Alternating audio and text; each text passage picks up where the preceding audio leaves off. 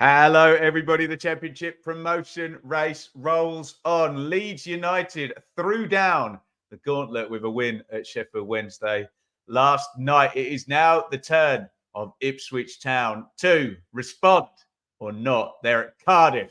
It's Cardiff versus Ipswich in the watch-along. Get comfortable. Come and join us for the next couple of hours. Have your say. Make yourself known. And enjoy the Championship lunchtime football. It's Cardiff versus Ipswich.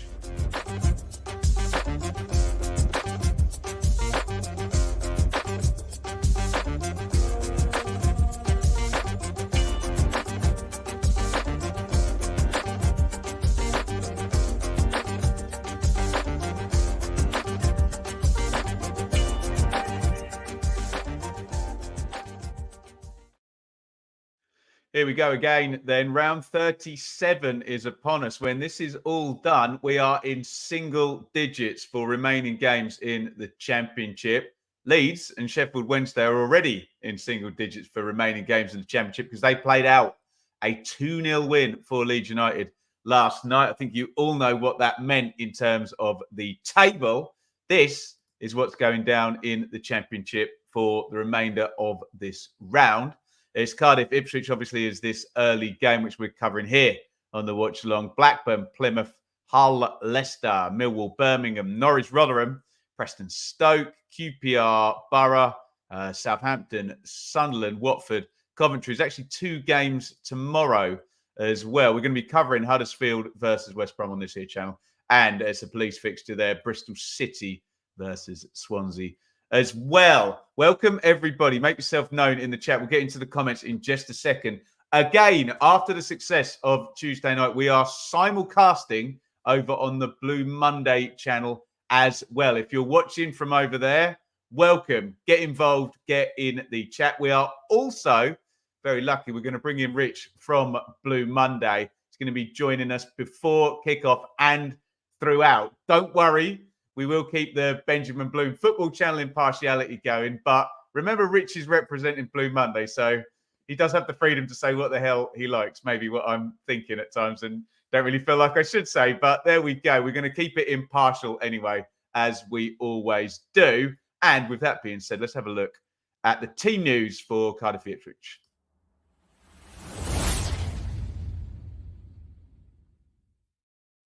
As is traditional, I have no idea what these teams are because I'm too busy faffing around before these watch-alongs.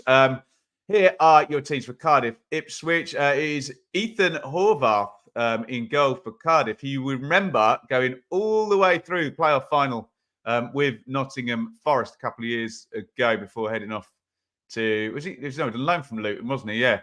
Fullbacks, Perry NG, who's actually Cardiff's top scorer, as you can see on the ticker with 6. That is Josh Wilson-Esbrand, the other side. One of the signings of the summer, really, Dimitrios Goutas, a couple of Greek lads coming in where I think Errol Balou was working before. There is Nat Phillips, who in that same season that Ethan Horvath was getting promoted with Forest, was getting promoted with Bournemouth. So they've got some experience here. Ryan Wintle, who I think was a crew teammate of Perry NG. Josh Bowler is very much not going to play in central midfield. Apologies for that. Call that a foot mob algorithm error. Manolis Siapsis probably is. So let's assume the 3 off the front. Bowler will be playing down the right-hand side. Real danger man. Brilliant goal he scored against Watford. Not entirely sure who'll be 10 out of Turnbull and Grant, but Carlin Grant in the Championship has been a bit of a go-to guy. Scored plenty of goals for Huddersfield and did all right for West Brom, but I think maybe off-the-pitch issues and cost-cutting meant that he was allowed to go down here on loan. Yaku Maite is a player who I like a lot, actually. Scored a couple of goals past Ipswich for Reading back in the day. I mean this in the most loving way. He's not subtle, but he's very, very effective. And I've always kind of enjoyed watching Maite, real powerhouse up front for Cardiff. So plenty of Championship quality in there. Let us know your takes on the 11s in the chat. We'll get to comments ASAP. If I go there now, I'll be late for kickoff. You know me. For Ipswich, it's a very, very familiar looking 11, bar one name, perhaps. Vaclav Hadke in goal. Leif Davis and Harry Clark returns at right back. Those are the fullbacks. Davis in virtuoso form on Tuesday night in the second half. What a season he's had. What 2 seasons he's had. Cameron Burgess and Luke Wolfenden are the centre-backs. Of course, Wes Burns is not going to play in central midfield. So we'll call that even on foot mob. That'll be Massimo Luongo. We wonder whether he might get a rest today, but he starts with Sam Morsey. Obviously, 2-week international break coming. So we saw this from Daniel Farker last night. Play your best team and, plan the last 9 games. And with that being said, Wes Burns is back in the starting lineup. He had great impact off the bench the other night. Connor Chaplin will be in the 10. Interesting one, Jeremy Sarmiento starts down the left. I'm sure Kieran McKenna will have a very sensible reason why he's done that. I don't know as much about football as Kieran McKenna does, so we'll let him answer that after the game when Sarmiento's inevitably scored or done something to kind of justify that selection. And really the big name, the big story today is Kiefer Moore, isn't it? Because Kiefer Moore, between being his 2 spells at Ipswich, was a really good player for Cardiff. I think that kind of sort of solidified Moore's improvement after he went off on his loan spells and he went into Cardiff. I think they still had parachute money when he was in there, and he just showed that he turned into a top Championship striker at that point. I think Cardiff would have happily taken him back from what Errol Ballou was saying in his presser the other day. But Kiefer Moore is not wearing the blue or the dark blue of Cardiff today. He's going to be wearing the white of Ipswich. And he's looking really, really good for Town. Right, we're going to get into predictions. We're going to get Rich in very, very quickly. But there's a lot of housekeeping to do over on Match Bingo. We're really pleased to be partnered up with Match Bingo. And you need to move quickly first off, because Manchester United versus Everton, you can get a card for free up in the Premier League. And that kicks off the same time. I guess it's on TNT as this game. So if you want an introduction to Match Bingo for free, you can do that. I have got my Cardiff Ipswich card at the top there. I've also got my Bingos card, which you can play for free. So do get over to Match Bingo, preferably in the next 7 minutes, because if you do so, you can claim that free card for Manchester United versus Everton. Remember, Match Bingo have doubled up on jackpots now. First person to fill their card out wins the jackpot. But from now, everybody else who fills the card out gets a share of another jackpot. And by God, Man City Liverpool tomorrow, that figure is £1,000. So do go and get involved. Let them know that me and Rich have sent you by clicking on that there QR code. If you just pause your video, your phone will recognize that. And if you want to claim the free card for Manchester United versus Everton, plenty of people are going to be playing that, then do so right now before we get to 12:30. Guys, loads of you in here, loads of you in the comments. I'm going to break the habit of a lifetime already. We're going to go for a like spike now before we do the predictions. So help me out. Hit the thumbs up button. If you're watching on Blue Monday as well, we're going to get 2 different numbers for the numbers of thumbs up. I'm sure Richard can track that for us over on the other side. But if you're unfamiliar with this, we want everyone to hit the like button at the same time. You've got 9 seconds to do it. We call this a like spike. Help us out over on YouTube and hit the like button. Your 9 seconds starts now. Go.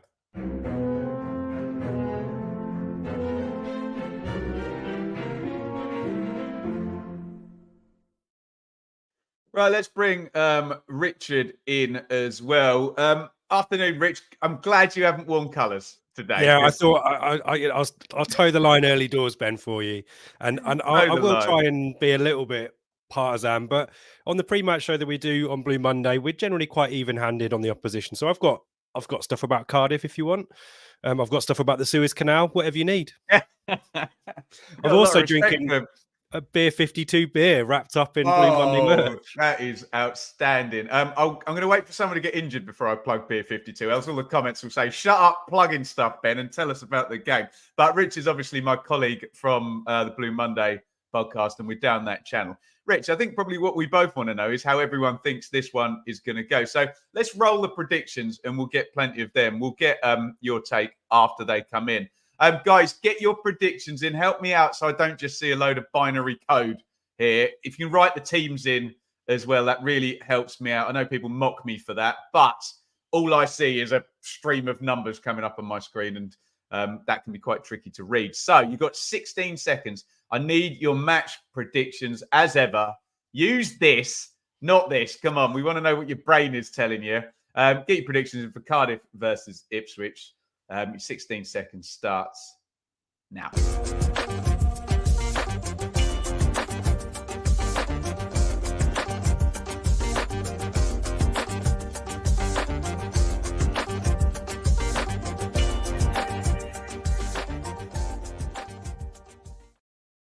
Right, here we go, Rich. What's your facial expressions when these come in? Jace, 3-2 Ipswich. Mind blown, 1-1.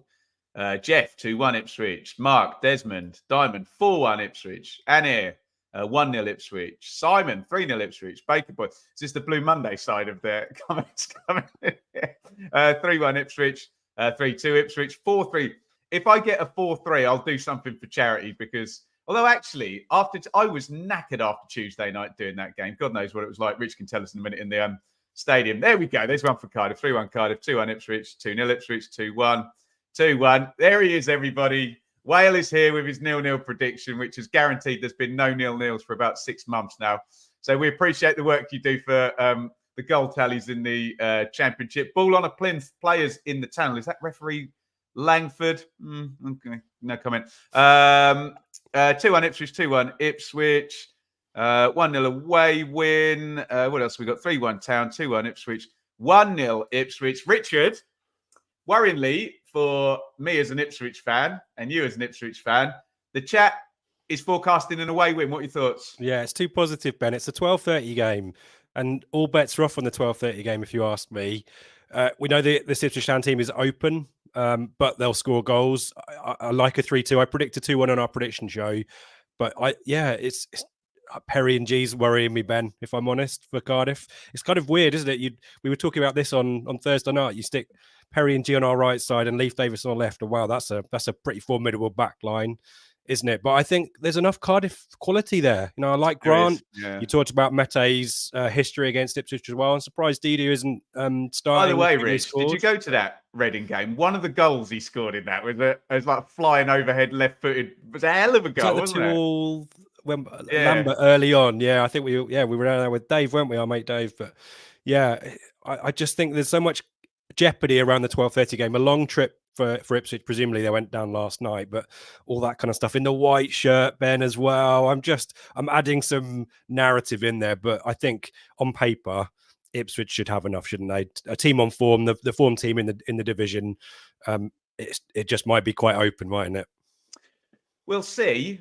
Is there any kind of is there anything to take from the opening game? Because I remember that being the first silly high-scoring game, that being the first comeback. I remember I was actually driving in my car and it just went 2-0 down. And I actually got this sinking feeling. I thought, this is how this season's going to go. We're going to be in the middle of the table, not towards the top. And then we got the crazy comeback. We did also get a bit of a... virtuoso is probably not one level less than virtuoso from Aaron Ramsey for Cardiff, and he's not around today, is he? Are we paying much attention to that?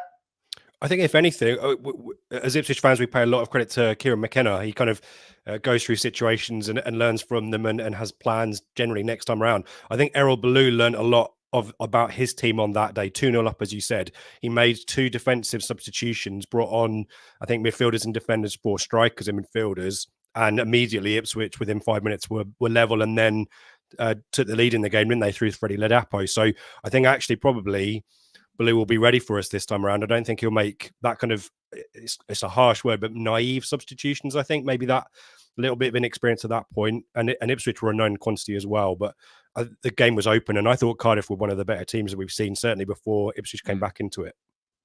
I think in Ballou's defence, he was the first manager to get come back against by. So maybe the criticism that he got, rightly so, I think at the time, has they were on form kind of, though, weren't they? Dropped a little bit since they had a really good start to the season, didn't they? Right. I think we are about to go. Sky have done their last ad break. Richard and I are properly synced up here. We're on Sky Sports Football Live HD. We'll get you a time sync if you want one. If you're watching by whatever means you're watching, or by Now TV, Sky Go Smart TV, you're probably going to be a bit behind. You can pause us. You can pause yourself if you're a bit ahead. What I will say is, spoiler alert, the chat will still move in real time. And the best thing about being here is the chat. You don't want to shut that down. Right, we've had your predictions. I've done all my admin. We've got Rich here. Looks like we are just about ready to go. Ipswich are going to kick off. Hard cam, Ipswich kicking to the left. So they're going to be kicking towards the, if you know, the stadium, the away supporters in that far right-hand corner in the second half. And up, and away we go.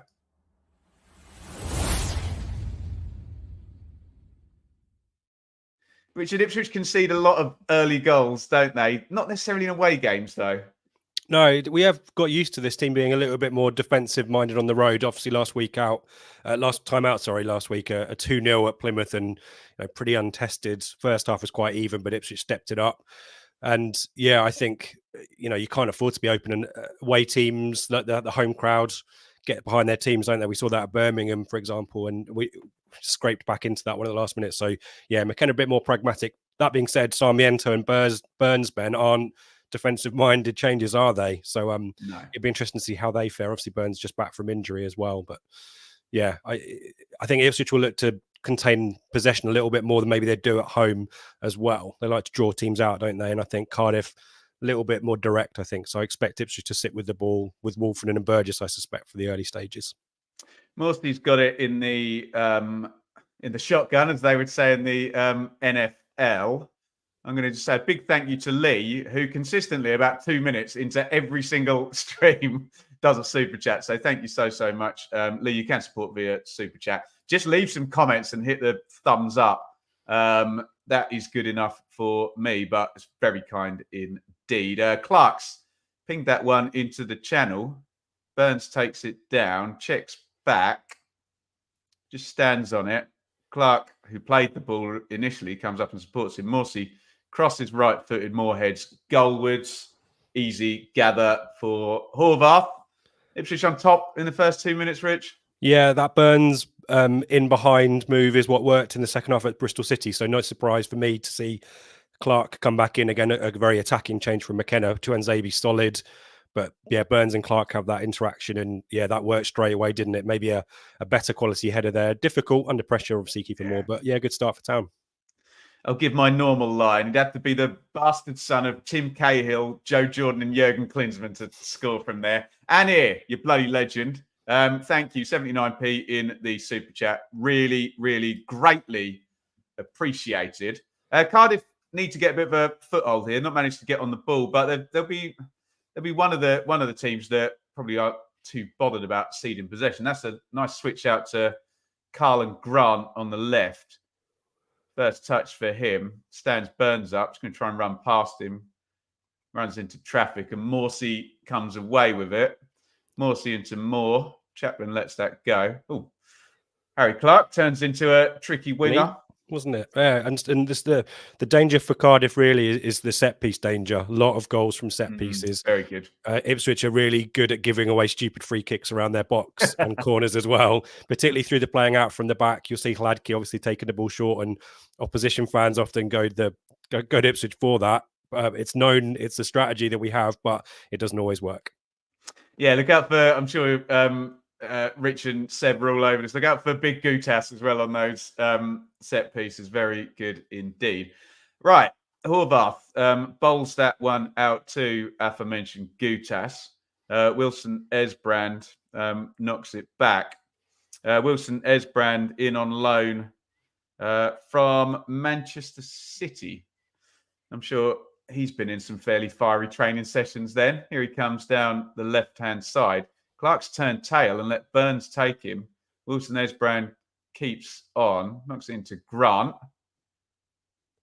It's into deep central midfield. Now Siopsis back to Wilson Esbrand. Wants to get the cross in. It's done well, actually. Nice feet. Back in it goes. Turnbull hits the shot. Ladkey has to push it around the post. Taking no chances. First shot on goal goes to Cardiff, Rich. Decent effort. Yeah, decent effort. I think nice patient build-up as well, waiting for Ipswich to drop in, which they did. Morsey maybe a little bit off it, but again, just getting those shots away. Actually. It was a good hit, had a bit of movement on it as well. But again, for Cardiff, it's forced a set piece, isn't it? It's forced a corner. We know that that's where they've got threat. That's a better save than I gave credit for, actually. Hits it round the back of Morsey, so he doesn't see that. In comes the corner. Easy header cleared by Burgess. Not a good header clear. Oh, my goodness me. Cleared off the line.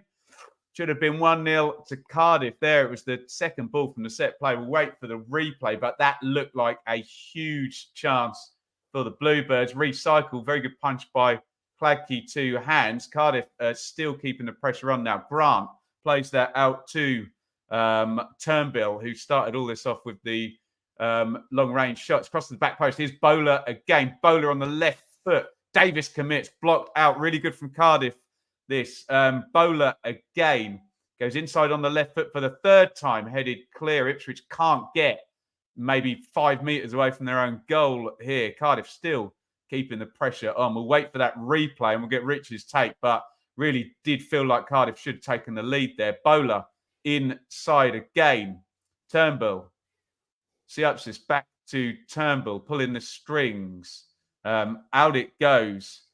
Cross to the back stick again. And finally, Ipswich can have a breather. I think Wes Burns is took that clear. That's not what Ipswich do. Got a bit lucky there. Moore chested it down. And hopefully we'll get a replay of that. Let me give my comments first, Rich, and you can give yours. Bowler gets free. Oh, how's he missed? It's an absolute sitter from NG. It comes at him quickly, but any kind of contact, it's off. It's not even off his shin. It's off the back of his calf. He has to score that. That'll be about 0.999 on the XG as well, Rich. What a chance. Yeah, maybe he thought he had less time than he actually had there. He could have let the ball drop onto his boot. I talked about the set piece danger, seeing it immediately, aren't we? And we know that this Ipswich Town team, when they're put under pressure, the shape drops a little bit, gets a little bit chaotic. Expecting an offside flag, not needed. But yeah, a little bit of alarm bells there for Ipswich. You know, Davis got drawn inside there for the recycle as well, didn't he? Why did he go there? Because Burgess kind of headed it, and Davis should have then been able to close Bowler down. It's pretty poor defending from Ipswich, and they really have gotten away with one there. But Sarmiento wins the throw. And NG just seems to be one of these guys. Just did nothing clever there with the movement. It just landed on his foot 1 yard out. Let me stick some comments in the chat. What have we got in here? Leeds going up auto. Check the goal difference afternoon. What else have we got? Ipswich, way too good not to go up in automatic. Leicester will lose there. Leicester got Hull. Should be 1-0 to Cardiff. I think we agree with that. I think they go up via the playoffs. Yeah, I mean, that's something we can debate at half time. If Ipswich and Southampton did get left in the playoffs, certainly rather that than Leeds and Leicester being left. I was going to say, you saw the Leeds game last night. I didn't, but I'm worried about Leeds, who have beaten us 8-3 on aggregate this season. So, Chaplin, Sarmiento. Sorry, Rich. No. Sarmiento checks inside, just loses his footing. He does that from time to time, Sarmiento. He's such an instinctive player that when he has time to think about it, he'll make a bad choice. Grant comes down the left-hand side. Good carry by Grant. Oh, Wilson Esbrand inside. Huge chance. Good block. Cardiff are well on top here. That was really good from Wilson Esbrand, who'd gone inside from fullback. What a great run. Clark doesn't know whether to stick or twist. It's a good block by Wolfenden. That's one that could have deflected into the net. Does well, Wolfenden. But Cardiff are on top here, and they've got another set play also, 8 gone. And Sky reminded me, Rich, with their graphic, how good Cardiff are on set plays. They've gone short this time. Wilson Esbrand pops it in left-footed. Catch that. And Hladky does exactly that, Rich. Yeah, I was thinking, where's Burns? I mentioned it at the time. Felt like Harry Clark had a lot of work to do on his own there. Wolfenden comes across, makes the block, but as you say, that could have bounced off any angle, couldn't it? And Hladky fortunately gathers and relieves a little bit of pressure. Ipswich just need to do what they're doing right now, which is just keep hold of the ball, I think, and try and let Cardiff, sit back a little bit and step off. They're not high pressers, Cardiff, but Ipswich, a little bit panicky at times. 9:17 on the clock. Cardiff, much the better side from about minute 2. So we'll just say much the better side. Nice switch of play out, that direct ball to Burns. Give and go with Chaplin, but he's not going to keep that in. Oh, he has. What a cross by Burns. Great effort by Kiefer Moore there, who's getting plenty of grief from the fans behind the goal. I thought there's no chance of him keeping that in. Not only did Burns keep it in, puts in a great cross, and did that go out? Be interested to see another camera angle of that. I thought it deflected, but obviously not. He's tried to Rabona, hasn't he? Yeah. Flying back heel. To be fair, Phillips is touch tight, and again, he'd do really well to score from that. I'd be interested to see if there's a high camera angle down. That looked like that went out before Burns crossed him. We sometimes see that with linesmen when they're running right next to the player. They're in possibly the worst position in the entire stadium to tell whether the ball's gone out or not, right? Yeah, and Ipswich love that round the corner pass as well. Chaplin through to Burns. It worked for one of the goals. I think it might be the first goal actually on Tuesday night against Bristol City. So expect a lot of that. Really trying to get Burns in behind. Chaplin really good with those instinctive passes. They don't always come off. Some of them a little bit Hollywood, or Clark will be looking to ping it over and a little bit of backspin on it. But yeah, that seems to be the threat down that right-hand side for Ipswich, certainly. And yeah, a good opportunity again for more, well, a presentable opportunity, not a high XG chance, is it? No. Morsey heads down to Burgess. This is better from Ipswich, though, isn't it? A little bit more patient, holding on to the ball. Here comes Burns. Grant behind the ball. Cardiff look a bit West Brommy out of possession. Nice team shape. You can see exactly where everyone is supposed to be. It's actually 4-4-2 with Maite dropping right next to Turnbull. Why do I keep calling him Turnbull? It's Turnbull. It's funny. Hutchinson as well for Ipswich. I can't say. It's Don Hutchison has ruined that for me because it took me so long to realise there's not an N in Hutchison. I say now for all Hutchinsons. Here comes Leif Davis. And G closes him down. Davis half volley cross, just loops it up in the air. Chaplin tries to knock it down. I thought Morsey was going to swing one there, wasn't he? Yeah, getting one another's way. And Cameron Burgess is going to pick that one up. Burgess. Yeah, that crossfield diagonal, I think, is another one that Ipswich like to do, folks. So keep a look out for that. Obviously didn't pay off that time, but I think Burgess will get his radar right at some point, and that will be another threat to get in down that right-hand side. Not seeing much of Semianto so far, Ben. Leif Davis got in, but... what happens a lot, Rich, with everyone being so aware of Leif Davis is that teams are kind of very aware of blocking up the right-hand side, and that quick switch is often on... Sorry, the right-hand side of them defensively, and that switch is often on for Ipswich to the other side. Here is NG... Bowler, the two players who probably between them, one or other, should have put Cardiff in front from that set play, maybe 6 or 7 in. Here's Wilson Esbrand, who I make Cardiff's best player at the moment. He's a real good outlet at left back. I like him a lot. Oh, lovely ball by Wintle there, just to open it up to Bowler down the right-hand side. See Upsis. Sorry, it's Turnbull, wasn't it? My bad. Bull. I love how NG Morals forwards and takes a number 10 position, Ben. I guess that's why he's got 6 goals. Yeah, right. Wintle. See Upsis. Turnbull. Ooh. Bowler. Bowler curls it. Oh, Hladky loses it and then regathers it. I think if Yaku Maite had his time again, Richie would have Nat Lofthouse You don't see those anymore, do you? Gladkey just jump Karate into him kick. there, see if he drops it. But decent game this now, a bit more even after Cardiff were on top for a good 10 minutes, wasn't it?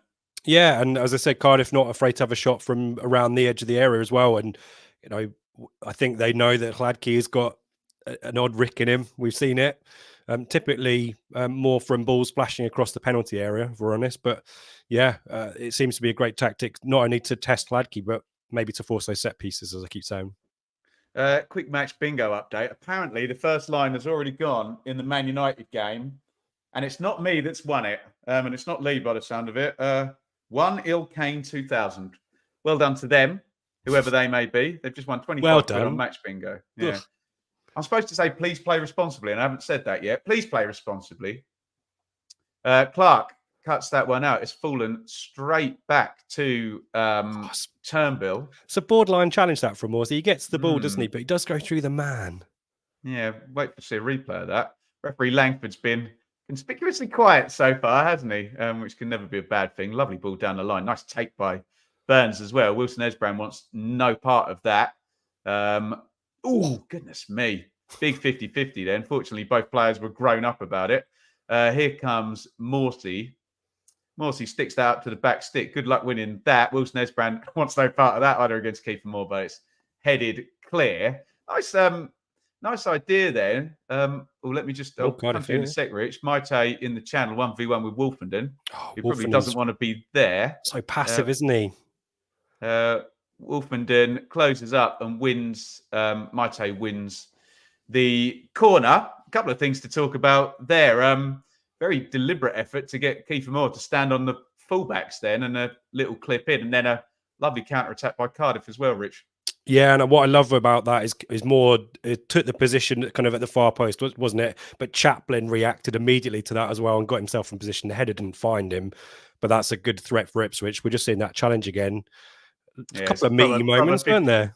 Rubber 50-50, that, wasn't it? One of those where I put it to the chat and I say, I can't disagree with you for saying it's a foul, and I can't disagree with you for saying it's not a foul. Complete subjective. Gray won that. Dotsy, Leeds supporter here cheering on Cardiff. Join the other 150 of them, Dotsy, as well. Welcome all the Leeds fans in the chat. In comes the corner. Much better header, clear. Driven in by Grant. That was travelling before it took a deflection. Cardiff players are shouting for handball. I would rather trust a replay than a footballer or a manager appealing for a decision, Rich. So I'll plead the fifth on that one. Yeah, we'll wait for the replay by Ipswich via Wolfenden, who I will say I'll push back a little bit on him being passive there. I think he did all right. You wouldn't want to be 1v1 with Maite in the channel, would you? No, I guess what I'm hoping, knowing that the Cardiff have this corner routine threat, is just he sticks it out for a throw, gets a foot in, and everyone gets to regroup, don't they? And you haven't got a ball into your box again, which we've already proven could be an opportunity for them. Sarmiento tries one of the most audacious passes I think I've ever seen. Spinning in midair, flipping it from left to right, full on the volley. Needless to say, it doesn't come off. And the ball. I love a mill. That's how you always get your comment read out. Mill. We'll do a roll call later on. Let us all know who you are representing in the chat. We go shout out Cardiff fan as well. Is this the handball? Ross. You can't. No, that's not going to be a handball, is it? Back turned, arm reasonably close to the body. That doesn't meet my threshold. But of course, Rich, I'm duty bound to say we're in the realms of subjectivity here. So if you think that's handball, then that is absolutely your right. Question for you, Ben. Is this a Kieran McKenna midway through the first half tactical injury that we've come to get to know? I don't know what you're talking about. No comment. Look, let's be honest. All of the great teams have, throughout football, managed to... what's that madness song? All I learned at school was how to bend, not break the rules. Let's say no more. Right, get involved in the comments. Being we are on a little break here, let's give a quick plug to Beer 52. Richard's got one on the go. So how many beers have I had this week then? But yeah, do get involved over at Beer 52. You do get that case for free, but listen to the small print. You have to pay the postage. So the postage is £5.95. Rich is hopefully going to do my bidding for me. 8 beers from around the world. I think we got the same distribution, Rich. Oh. That's a beautiful can, that, isn't it? You get a magazine, a couple of bar snacks as well. www.beer5252.com/Bloom, £5.95. Thank you, everybody. I say this every time, Rich. We live in a world now where people get their entertainment for free and then complain about the adverts as well. We're sorry. I did renovate my garage, and I do try and do this part-time. So we've got to pay for it somehow. And thank you, all the people who understand that, A. And even better, have gone and got their case from Beer 52. I will shut up now. How's the beer, Rich? Nice. Excellent. Yeah, I can't even tell you a Simcoe Mosaic Equinaut. There you go. Fantastic stuff. Where's but yeah, I can't. The can has kind of failed because it doesn't really give me where it's from. Yeah. But I think it's all British, isn't it? I think it might be all British breweries and stuff like that. But yeah, great to get that pick and mix because like most people just go with what they know, don't they? So it's great to get. It's like a variety pack, isn't it? Like the Kellogg's cereals. You can try a little bit of one and figure out what you like. But yeah, right. No, it worked really well. Here is NG on the right wing, as Rich likes to find him. Bowler, who's a lovely dribbler, isn't he? Good turn. So good for Blackpool under Critchley in that 4-4-2. And G, it's Paul from Sarmiento, dives in. Bowler. Yeah, there's Bowler closed down by Morsey. It's won back by Siopsis. 50-50. Hefty tackle by Siopsis there. He had to get there first, didn't he? Crikey. Siopsis, again, both the Greek lads have been really good for Cardiff, haven't they, Rich, from what we hear this season? Yeah, and it's the market that you've got to shop in. A lot of teams using analytics and Y-Scout previously, but it's really difficult to get good value where there's not a queue. And Cardiff, obviously, we know that off the field has been a bit of a challenge in recent years and struggled last season. So innovating like that really gives them helps give them an advantage, doesn't it? Because yeah, Ipswich, we know, are shopping. Grant cuts inside. Lovely cross with the right foot there in swinging. Sorry, Rich. Turnbull. Great ball. 10. Lovely cross. We saw a brilliant one by Firpo from an outswinger from a similar position there. Yeah, he cuts back well there, doesn't he? Takes two players out of the game and maybe, he's not going to get on the end. I was thinking diving header, go all out Hollywood. Adam, what is the spelling mistake? If you're going to be a pen, at least help me out so I can correct it. Someone find the spelling mistake in the crawler along the bottom, and I will correct. I'm surprised Rich didn't spot it. He's normally my quality control guy. So let us know what the spelling error is. I put that in there deliberately, Rich, just to see if anyone. Chapling. Oh, Chapling. Thank you, Adam. Thank you, Rich. Here is Burgess. Do you want me to commentate while you tidy it up, at mate? the same time? Actually, I highlight, delete. There we go. Thank you, Adam. I'm going to call that acceptable pedantry from Adam because I think when pedantry is correct and helpful, I'll take it. So thank you, Adam. Clark, Morsey, Wolfenden, Ipswich pushed up on halfway. Cardiff 11 behind the ball. Occupational hazard for us, isn't it, Ben? Happens in the comments a lot, isn't it? You said this. Chaplin in the 10. Davis on the edge of the box. Davis, little knock inside. Luongo, first time we've mentioned him. Might be his first touch. Luongo, Morsey, Clark, narrow. Clark out to Burns. 1v1 with Grant. Oh, dear. I was just going to say, Rich, Wes Burns would much rather be 1v1 with Carl and Grant than Josh Wilson-Esbrand. But a bit scruffy from Ipswich for the first quarter of this game, really, hasn't it? Yeah, and in that moment, if you haven't watched too much of Ipswich this season, they are not going to ping a shot from there. Unless we're chasing the game, we generally try and keep patient. And I just thought that opened up for not only Davis to have a hit, but Luongo when he got on the ball as well. But as we say, that's not Ipswich's style. This could be a little bit of a moment. Oh, that's well played by Burgess. Good chasing by Turnbull, whose name I can't say apparently.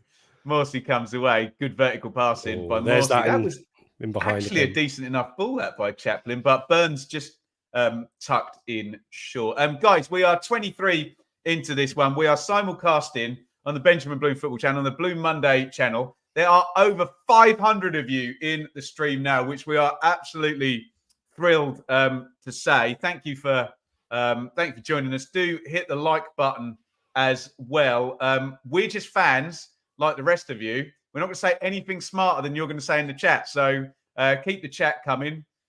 We just kind of host it, don't we, Rich? Yeah, there's a great, massive, huge chance for me to say something really stupid. So we'll caveat that straight away, folks. We are not gospel here by any means. But yeah, it's an interesting game. I like how the referee, to an extent, has let it play, Ben. There's been quite a few physical 50-50 moments, hasn't there? Which I think builds kind of a little bit more dynamism around the game. The 12:30 fixtures, I say, always a little bit flat because people haven't been in the pub for long enough. So 550 Leeds fans. Why has he tempted me in with that? I'm actually going to answer that music question in a minute, and I'll try and do it in less than 30 seconds. We'll just wait for this Cardiff set play to go out. Here's Carl Grant on the left wing v Harry Clark. Grant inside to Wintle. Siopsis. Ipswich 11 behind the ball, really narrow. Bowler, who's going on his left foot every time he gets it. We know that. And G, give and go. Sarmiento just stumbled, and it's an Ipswich throw really, really quickly. Michael, why is a guitarist do other musicians laugh when I refer to A sharp as a note rather than B flat? It's because, Michael, if you read conventional notation and you're in the key of B flat major, you'll only have 2 flats. Whereas if you're in the key of A sharp major, which you would never, ever be, you have about 17 sharps. So it's just much easier to refer to it as B flat rather than A sharp. But if you're a guitarist, you probably don't read music, so you probably don't care. So you call it whatever the hell you like. And as long as it sounds good, it's the same note. And what's the hierarchy, Ben, in terms of music snobbery? Because I'm a drummer, so I'm down the bottom of the food chain, aren't I? You are screwed. Absolutely screwed. I mean, how many times have I heard? How do you know a drummer? Scum. How do you know a drummer's at the door because the knock gets quicker? All that kind of stuff. Yeah, right. Yeah. Cross comes in, deflected, headed away by Gutas. Keeper was coming to get it there. More great headed down and scooped away by Gutas, who is. They've had some good ones, Cardiff. We've got a head injury here. Who's that down? Sarmiento. They've had some really good headed kick defenders, Cardiff. I'm thinking of Bamba and Morrison in recent years. He looks like one as well. I think we're going to have to do the concussion protocol on Sarmiento. So this will probably take 30 seconds. I don't think Chaplin was happy with him. Chaplin wanted to keep that move going, didn't he? And I think he was a bit upset when Sarmiento got straight up as soon as the trainer came on. Who whacked him then? Could have been Keith Moore, actually, couldn't it? Might be, yeah. And G was there, Moore was there, and Gutas was there. I think Sarmiento, is he smaller than Ng? Probably about similar height. He's definitely smaller than Gutas and Moore, for sure. Referee kit and keeper kit basically identical. Is that allowed? Yeah, pedant. It's not clever at all, is it? Yeah, 26. Go on. Sorry, go ahead, Rich. I was going to say it's still really to create a meaningful chance. Obviously, Moore's had a couple of sights, hasn't he? But yeah, apart from that header saved early on, Ipswich haven't really forced a huge amount of attacking threat, sustained at least. And that'll probably be a bit frustrating to McKenna. Cardiff generally better, as you say. He's smaller than the bread bin. Brilliant. That image is planted now, isn't it, eh? Oh, dear. Science red card overturned. I think as 2 Ipswich fans, we can both say rightly so as well, can't we? Ridiculous red card that Norwich got the other day. Ipswich, I would suggest, I'm not going to say they've been on top, but they have had much better territory for the last 3 or 4 minutes. Let me just see this out with Michael. Thanks for that. Yes, my music theory isn't great. Don't you dare let anyone be a music theory snob. If you enjoy playing your guitar and it sounds good, who cares, frankly? And I've had this battle with many musicians. I position myself right in the middle, Rich. I can read all the stuff and I can also do the other side, and they're both as bad as each other. Funny that. It's like the political discourse. Stop! Throw in. I didn't think we were going to get music snobbery today, I'll be honest. But I did violin when I was in school. Here's a reveal. And I got to the point where you had to do the music theory to be able to do grade 6. And I just couldn't be bothered or couldn't figure it out. So I found another exam body that didn't need the theory. It's like doing a driving test without the theory bit. I'll just play. Lee Davis is going to hurl a long throw in. Keeper Moore and Cam Burgess on the near post. Referee let a little bit off the ball there, didn't he? Yeah. Whose throws that then? 19 Ipswich's. players appeal. Referee Langford's giving it to Ipswich. As I say, never trust a footballer appealing for a throw-in. Or always trust a replay. Or a Ipswich Town podcaster. Yeah, right. Wolfenden. Clark. Ipswich feel a little bit more settled. Let's be quite frank. 2 decent chances.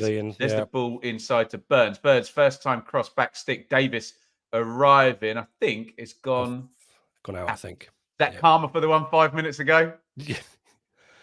Wait till that's a long time to wait to even things up, isn't it? But yeah, getting that ball down the side, we keep talking about it. It is a big threat for Ipswich with Burns particularly in the team. But I think to your point just before, Ben, Ipswich look like they're playing football now just inside Cardiff's half rather than in front of their own 18-yard box, which they were maybe 10, 15 minutes ago.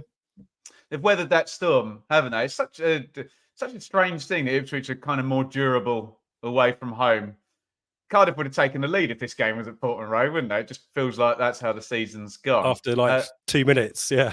Yeah, right. Well, certainly that 10-minute spell, one of those good chances that Cardiff had would have gone in. Luongo, it's good football. Sarmiento's come into the half space, drifts over, plays it to Clark.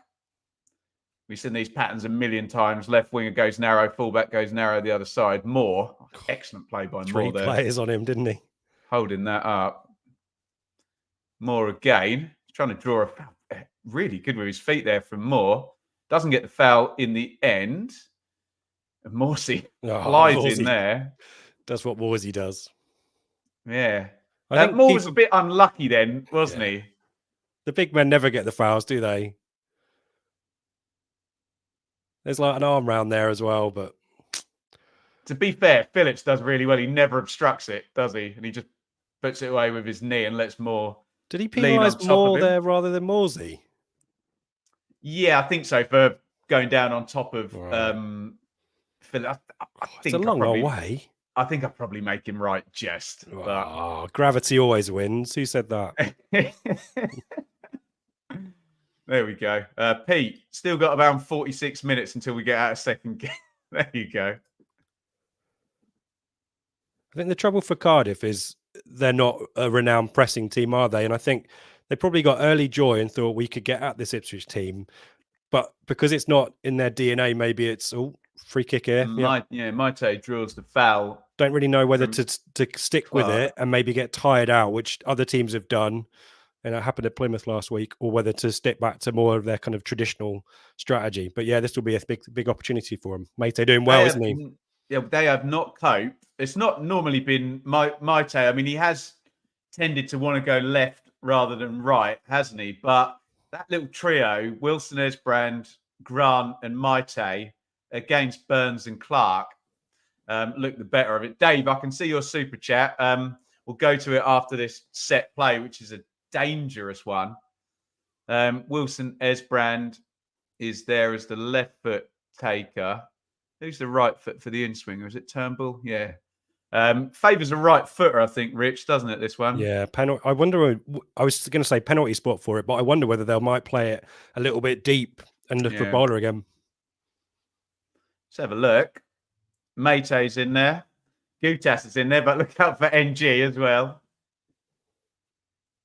Wilson, Esbrand and Turnbull, who just shifts it over a little bit. Yeah, he's swinging it in. He's just told us all where this ball is going. So pressure on Flagkey here to come and get this. In it goes. Winter was free on the near post. It's a good delivery. Ipswich expecting it, Rich, to go into the big guys. Went into Winter on his own. Post, didn't he? It was Leith Davis to Chaplin-esque, that, wasn't it? A little bit further out, obviously. Dave, you absolute bloody legend. £5 super chat. We'll answer this really quickly before we get self-indulgent taking music questions. Favourite musicians and biggest influence. We'll tell you in a second, actually. Maite has won the foul. Lennon and McCartney is boring, isn't it? Billy Milligan, Joel. Please, Everett, Sessions. I think formative. I was kind of like, what was Oasis manager's called? I've forgotten his name. Alan McGee. Yeah, bedwetter music was kind of my bag. Jeff Buckley, Radiohead. Oh, lovely. Yeah, early Coldplay was sadly. But yeah, a bit of Jeff Buckley. Dave, legends, thank you so much for the support.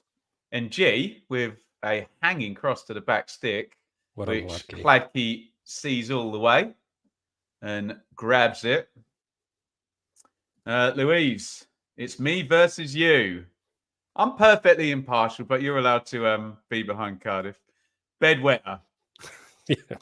Amen. It wasn't. It was that was a figure of speech. It wasn't. That wasn't what I was doing in my teenage. Well, no, move on. Commentate, Ben. Morsey. I'm taking us down. Breadpin. Clark. Pretty even stuff territory-wise. Cardiff have had the better chances for sure. Yeah, 0.82 to Cardiff on the XG to 0.14 for Ipswich, 52. 48 on the possession. Kiefer Moore gets whistled again. Not quite matched up against Phillips and Gutas yet more, has he, Rich? No. It's I do think it's really difficult for him. He is so much of a physical unit, isn't he? He must be difficult to keep control of all of your limbs. Yeah, but right. Cardiff move really quickly, don't they, in the centre? I'm not sure it's been Luongo's best game. He's a bit off it for me, Luongo. And G knocks that one inside to Turnbull. Morsey closes down, and G gets away with a little pull on Morsey then, but Sarmiento comes in and helps out. Good press by Cardiff, though. Blocked up the middle there, and it's back with Grant, who's going on his right foot.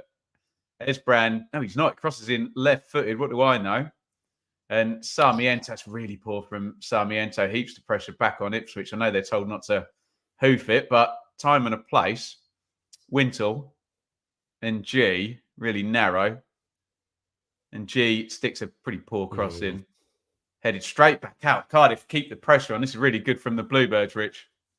Yeah, and Ipswich sitting deep, aren't they? Sitting right in.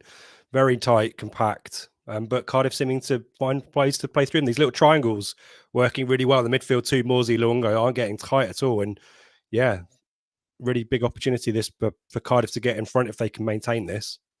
And big opportunity for Southampton, big opportunity for Leeds, big opportunity for Leicester. Remember that goal difference paradigm means a win is what Ipswich need to go into the international break in second. Grant. Horrible cross there. I think it stayed in. I think it stayed in. Quite how, I don't know. And this is the opportunity for Ipswich, isn't it, to get out? Good luck, that one. Davis, little knock inside. Chaplin's come short. And it goes to Cameron Burgess. And three people behind me at Portman Road would be yelling, get it forward. To be fair, he did. He's played it into the channel to Davis. Lovely ball. Davis crossing position. Comes off. Cardiff first corner. Appealing for there. Comes off in G for the corner. Don't know what the appeal's for. Look at the position. Davis, I think he's on. Yeah, he is. If he was off, it was leaning in his shoulder, and it was by a millimetre, wasn't it? I think that's what they were playing him on. I think, wasn't it?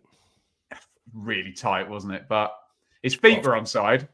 Got a favour. I've seen plenty of them with VAR where I think, oh, he's definitely on, and then the player leading was off. But corner to Ipswich, which Leif Davis is going to take left-footed. They triple marking Connor Chaplin. Yeah, more Burgess and Chaplin in a line. Davis normally really good on the set plays. That one not the best. And Luongo knocks it back into Hladky. Ipswich reset. Hladky back into the channel. Headed clear. Luongo's going to have to play the same pass, isn't he? And Hladky this time goes into Wolfenden, and Ipswich will wait until they've got the options that are further up the pitch. Luongo's not having a great game, is he? No, he's not. And that Cardiff attacking three is definitely outperforming its Ipswich equivalent, isn't it? Bowler, Wintle, Grant. They appear to be having the better of it in an attacking sense. Ipswich don't really appear to have a particularly coherent structure at the moment. Sarmiento, a little bit unorthodox, as we know, but drifting in sometimes, not really supporting Davis, and Chaplin, I don't think, has really been involved too much. And yeah, Burns. Yeah, Cardiff are controlling it, aren't they? Yeah. Booted up in the sky by Siopsis. It's going to be out for an Ipswich throw. You're probably right, actually. It's probably that central midfield area that's kind of meaning Ipswich can't. What's Kieran McKenna call them? Make the connections out down the sides. And I know that sounds like a contradiction in terms, but you go inside from out and they've got it all blocked up, haven't they? Bristol City did that really well, didn't they? In midweek. And, well, I'm not foreseeing that, but Bristol City kind of peaked around the hour mark in that game and controlled it well, didn't they? Ooh. Here is Luongo, drives forward. Davis on the left wing. Davis goes for the cross early, and we can tell exactly where that hit him. Holds his kind of torso. Ipswich attacking, throwing down the left. 39:03, 0-0. Cardiff better side, I would isn't it? Say. Moore's gone down. And referee doesn't give any of them. Yeah, or has he? Or has he just stopped it? I thought that was a foul, Ben. For a head injury, I think it will be a bounce and I think Phillips put one on him here, but I'm biased. Let's have a look at the replay. Waterer for let me rub it better for you. Moore, who's at least a foot taller than referee Langford. Oh, maybe not. It's just an accidental one, isn't it? He does get a biased Ipswich fan, shocker. Back of the head. Just highlights the excellent work Ben does here by everyone, mate. All you have to do is just wait for the replay every time. Keep your powder dry and wait for the replay. That's the trouble. All of us are an expert at a split second it happens in the game when it's like 100 meters away, and then suddenly, you see it on the telly. It's like, I should just shut up. And when your heartbeat starts going a bit faster, definitely don't comment, because that'll be your emotions taking over, won't it? Here is Morsey. Needs a pass. Morsey, nice little feed. Moore lets it go. Doesn't complete to Chaplin. Burns has got it out on the right wing. Good defending by Carl and Grant. That left-hand side has been good for Cardiff today, hasn't it? Little one round the corner.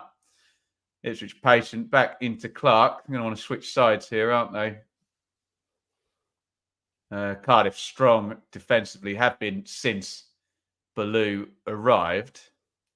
Clark tries to feed it into Moore, and Cardiff do their defensive work nicely. Glenn, I know, Lord, it's mad but exciting season. Half the champ probably wanted us to win last night through gritted teeth, of course. I think he's talking Lee. Well, looking at that defensive, I can think of supporters of 9 teams who wanted, maybe not the Rotherham fans, maybe they're a bit disassociated down the bottom. But Cardiff not involved in that picture at all, Rich. If they, I think they've won 3 straight games. If they were to do another 3, they're looking at 6th, aren't they? Yeah, we've kind of talked about how the games are running down and there's plenty of traffic in the way, but no team really, and maybe West Brom aside, Hull, Coventry, Norwich, no one's really putting a run together, are they? And you kind of think there's always someone who goes in late, and maybe it could be Cardiff. They'd obviously need to win today. But yeah, I mean, it's 5 or 6 straight wins, I think. But... Exactly. But I think even so, given all of the kind of external stuff around Cardiff we talked about earlier, the fact that they are well out of danger and actually more, closer to the promotion race is a real credit to them and the season that Boulou's had, isn't it? Because, I think there were a few people who had them for the first window as well. Yep.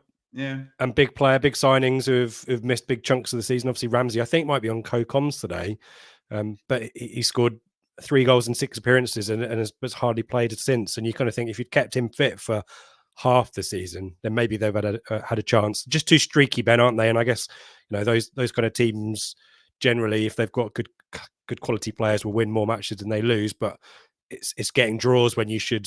Clark looking for Burns. Burns cuts it back. Chaplin looking to find the left foot. Chaplin hits the shot, well blocked. Nicely worked by Ipswich. And Luke Wolfenden, I nominate that.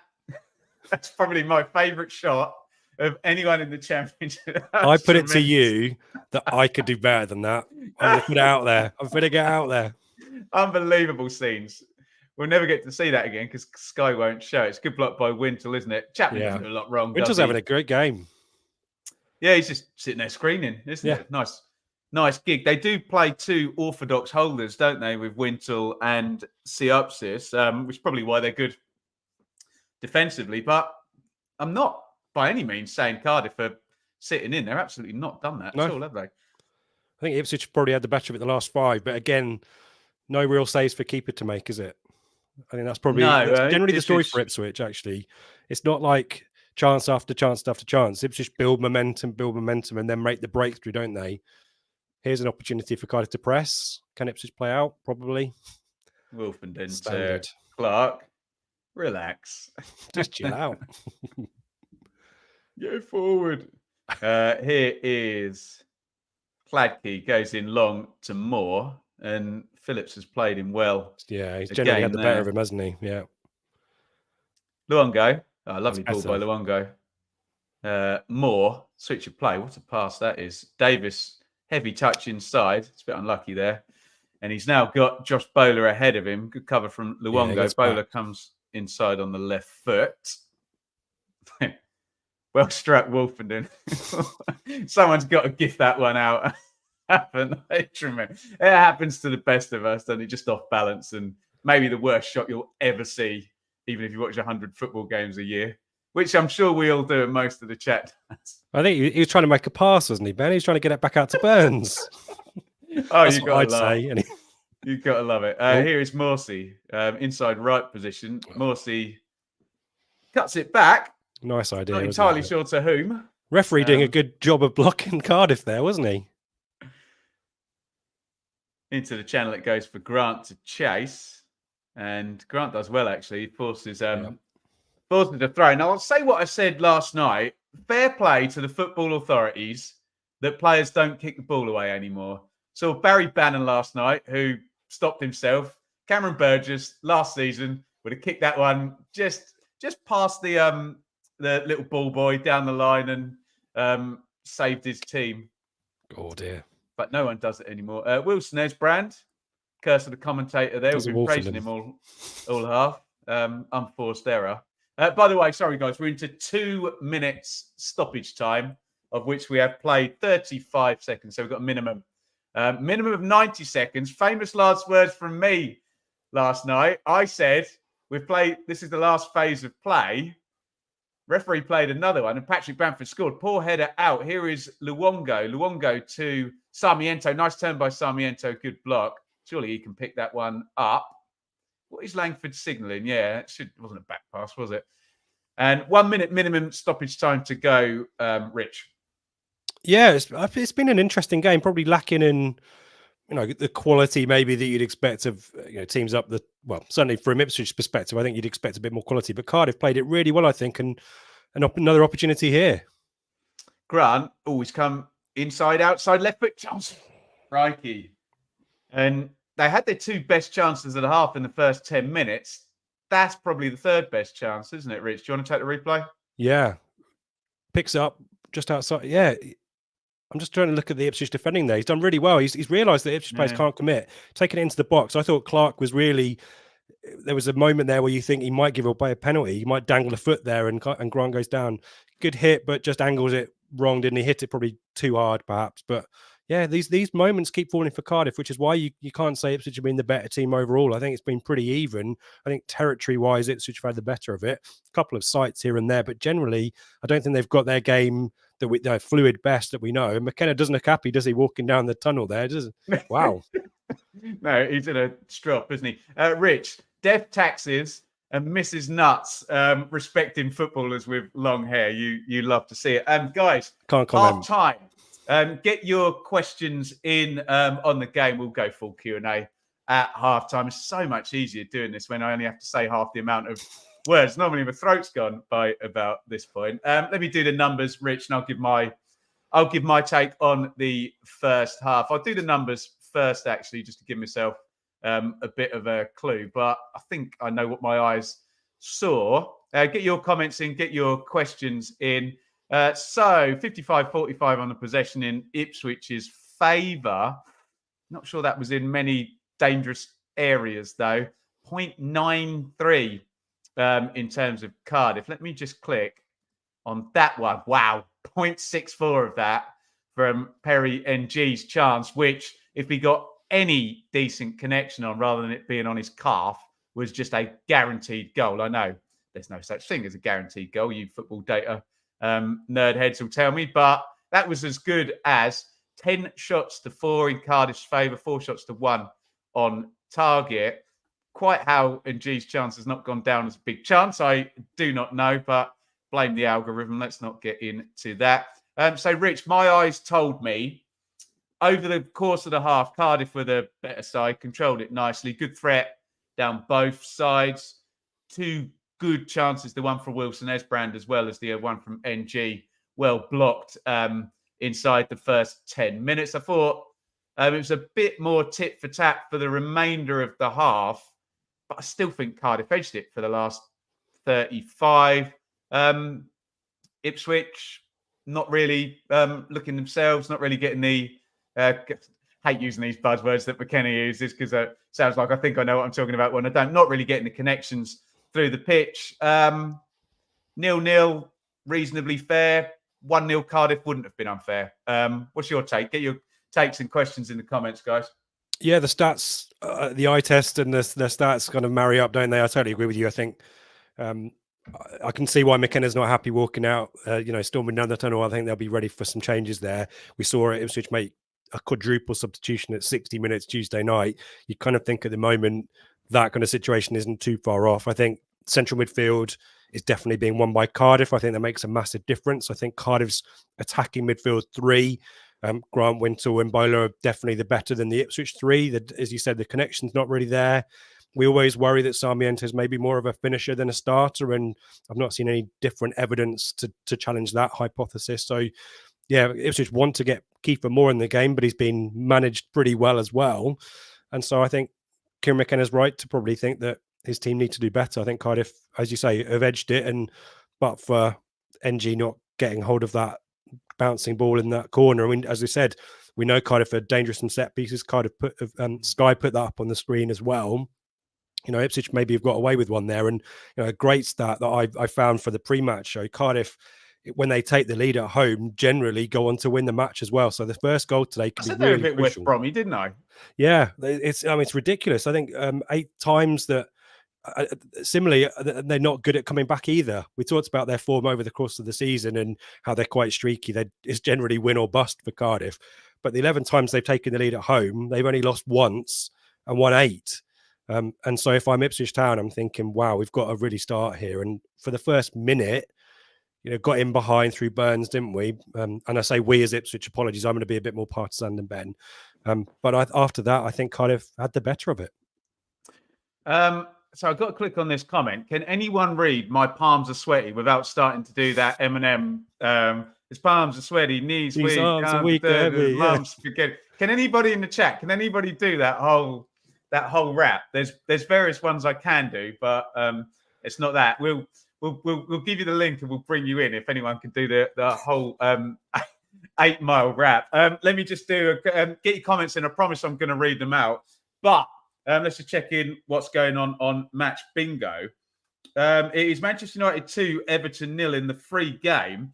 And by God, Rich, I got one of my middle squares. I'm looking all right. What do you need? What do you need on the right? Everton's 3rd sub. So probably get that around 65, 70. So fingers crossed on that one. On my Ipswich Cardiff Ipswich card. Not good, but we have got a 0-0 there. Lacking you can get, action. We are, aren't we? You can get involved over on Match Bingo. Have a go at the Bingals game at 3 p.m. That's the lower leagues. It's not fair to say, is it? The EFL and kind of downwards. Not the Premier League. It's not the be-all, end-all, hey? And yeah, get involved over at beer52.com/Bloom. You can have a free case, just like that. The one that Rich is drinking on. I wonder how many of those are going to get through now during this show. Tremendous stuff. Yeah, www.beer52.com/Bloom. As Sky Sports are just showing these Cardiff chances again. It's a good save by Flaggy, the first one. Anyway, we've done this. We want to hear from you. This Cardiff is the chance, I think. just coming up. Cardiff are calm and ready to drop bombs. That sounds like a Eminem line, if ever I heard one. Get your views in, get your questions in.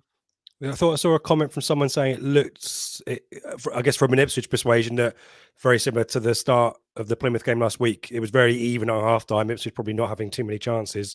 So that might, I think that's somewhere. Apologies, I've stolen someone's line there. No. I'm sure Ben will find it. Yeah. Sorry, mate.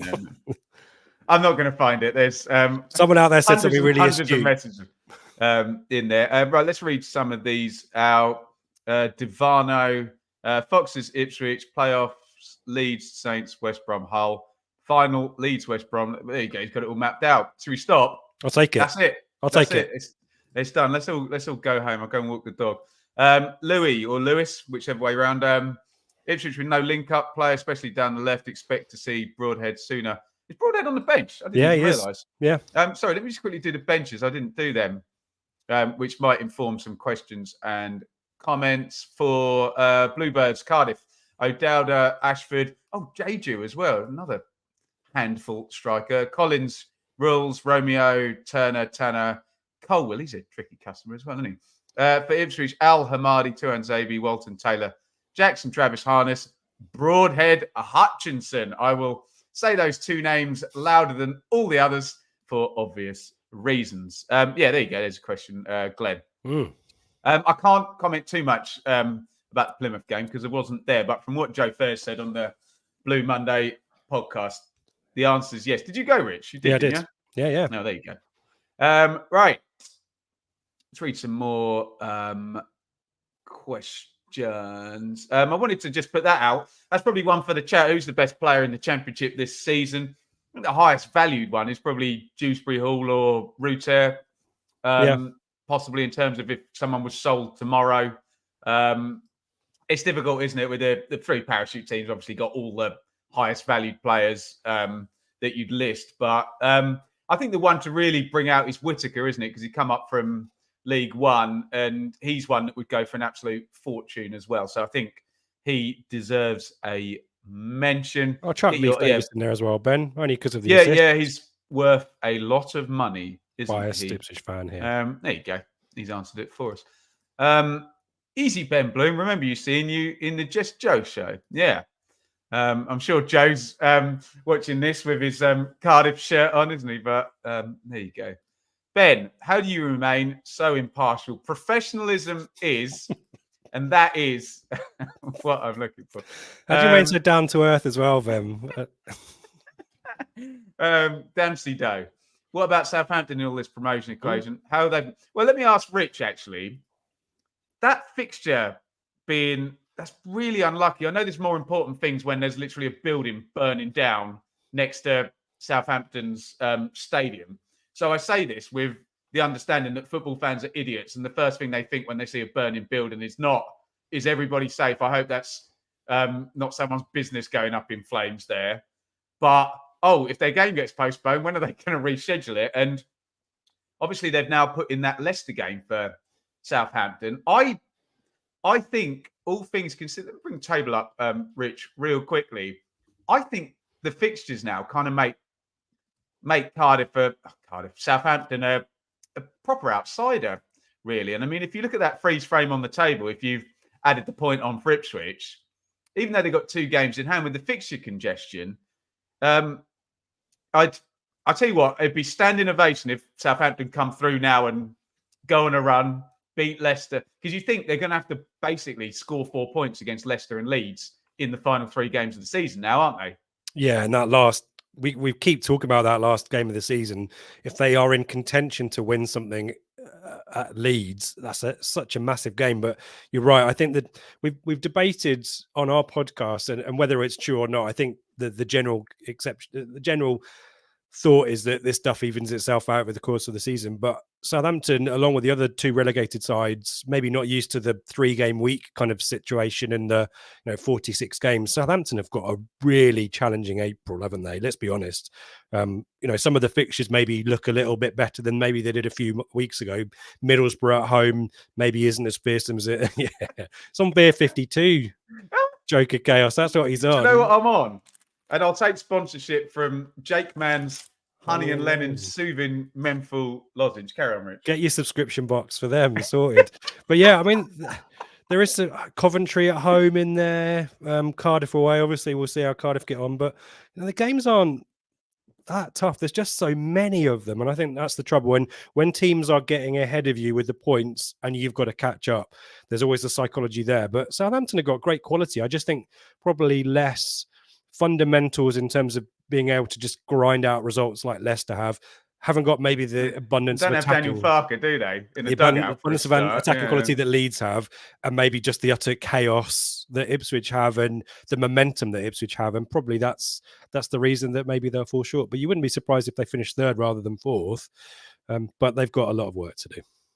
Rightly, my jumper is getting praised. I don't want to stand up and put my crotch in the middle of the camera. Is this show moribund? Look at Edmonds. Look at him. So my Where'd you get a thing like that, Ben? Well, I'm going to answer that question, which I'm glad you asked. My missus bought me a Ron Swanson from Parks and Recreation, who's one of our favourite comedy characters. He's not quite up there with the Larry David version of Larry David in Curb Your Enthusiasm, but I aspire to be quite like Ron Swanson and just not talk to anybody and eat steak.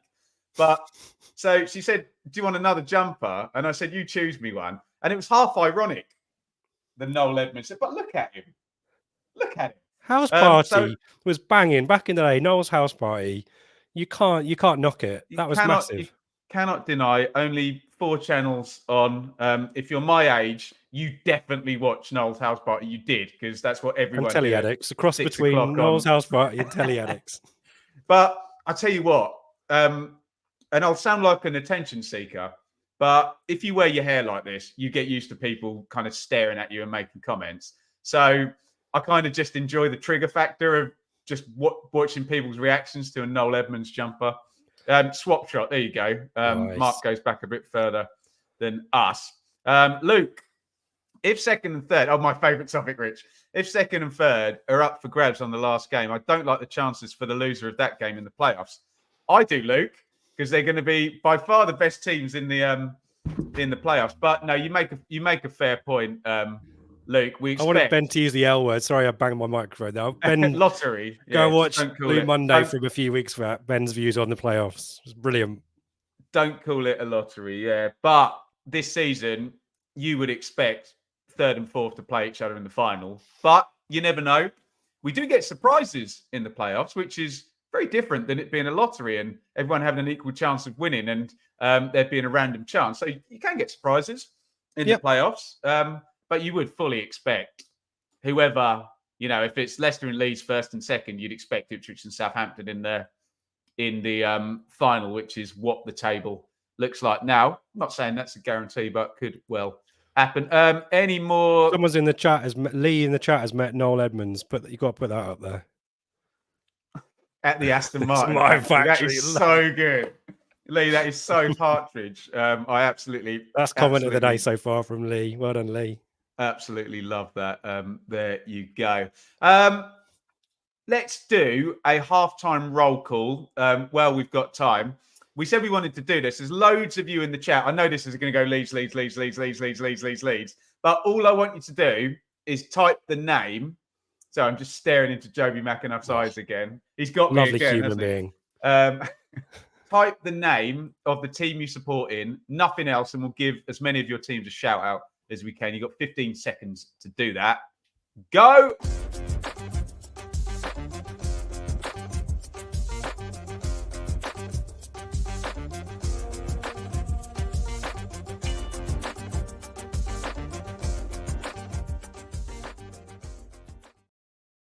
We'll let that roll on a little bit more. We are about to come into the second half. Rich, let me just do a quick reset and give you the teams once again. I'm not anticipating any half-time substitutions.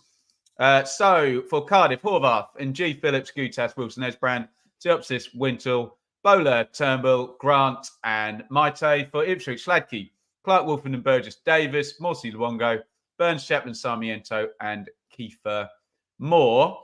We're about to kick off, but I want to give a shout out to as many of your teams as I can. And there are loads of them. I'm not going to be able to read them all out. So I'm going to go for a click fest. Right, we're going to start here. Go. Why do Leeds have so many fans? The way I expected, Ben. Absolutely mental. There we go. Jesus Christ. Thank you to all the Leeds fans. Yeah, what a Leeds fans in the watch along. There you go. It's a Brisbane Roar to break it all up. I'm gonna pick up at Stephen Mason. I'm just gonna say we have kicked off, and I'm gonna play the stinger, and we'll get into the second half.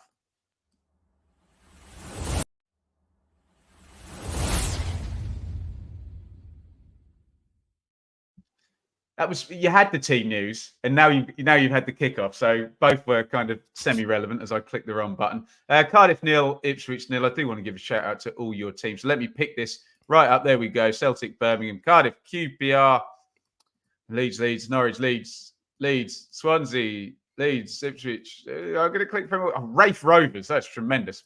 DC United, Mill. Ball goes forward into the channel. Burgess has lost the flight a bit. Maite, that's gone out, and Burgess gets away with one. I'm clicking through all of them. Comment of the day from Matty there. Jake Mans are unbelievable, to be fair. Yes, they are. Right. I can't. There's too many comments, guys. I'm sorry. I bit off more than I could chew there. Cashed a check. Wrote a check I couldn't cash. Right. Let's get into this second half. Rich, regardless of who you support, thank you so much for being here. Please hit the thumbs up button. If you're on the Bloom Monday channel, if you're on the Benjamin Bloom football channel, hit the thumbs up button. Keep that debate going. Say what you see, Gareth, and let us know your thoughts on the game. Headed down into Sarmiento, to the box. Sarmiento knocks that off to Davis.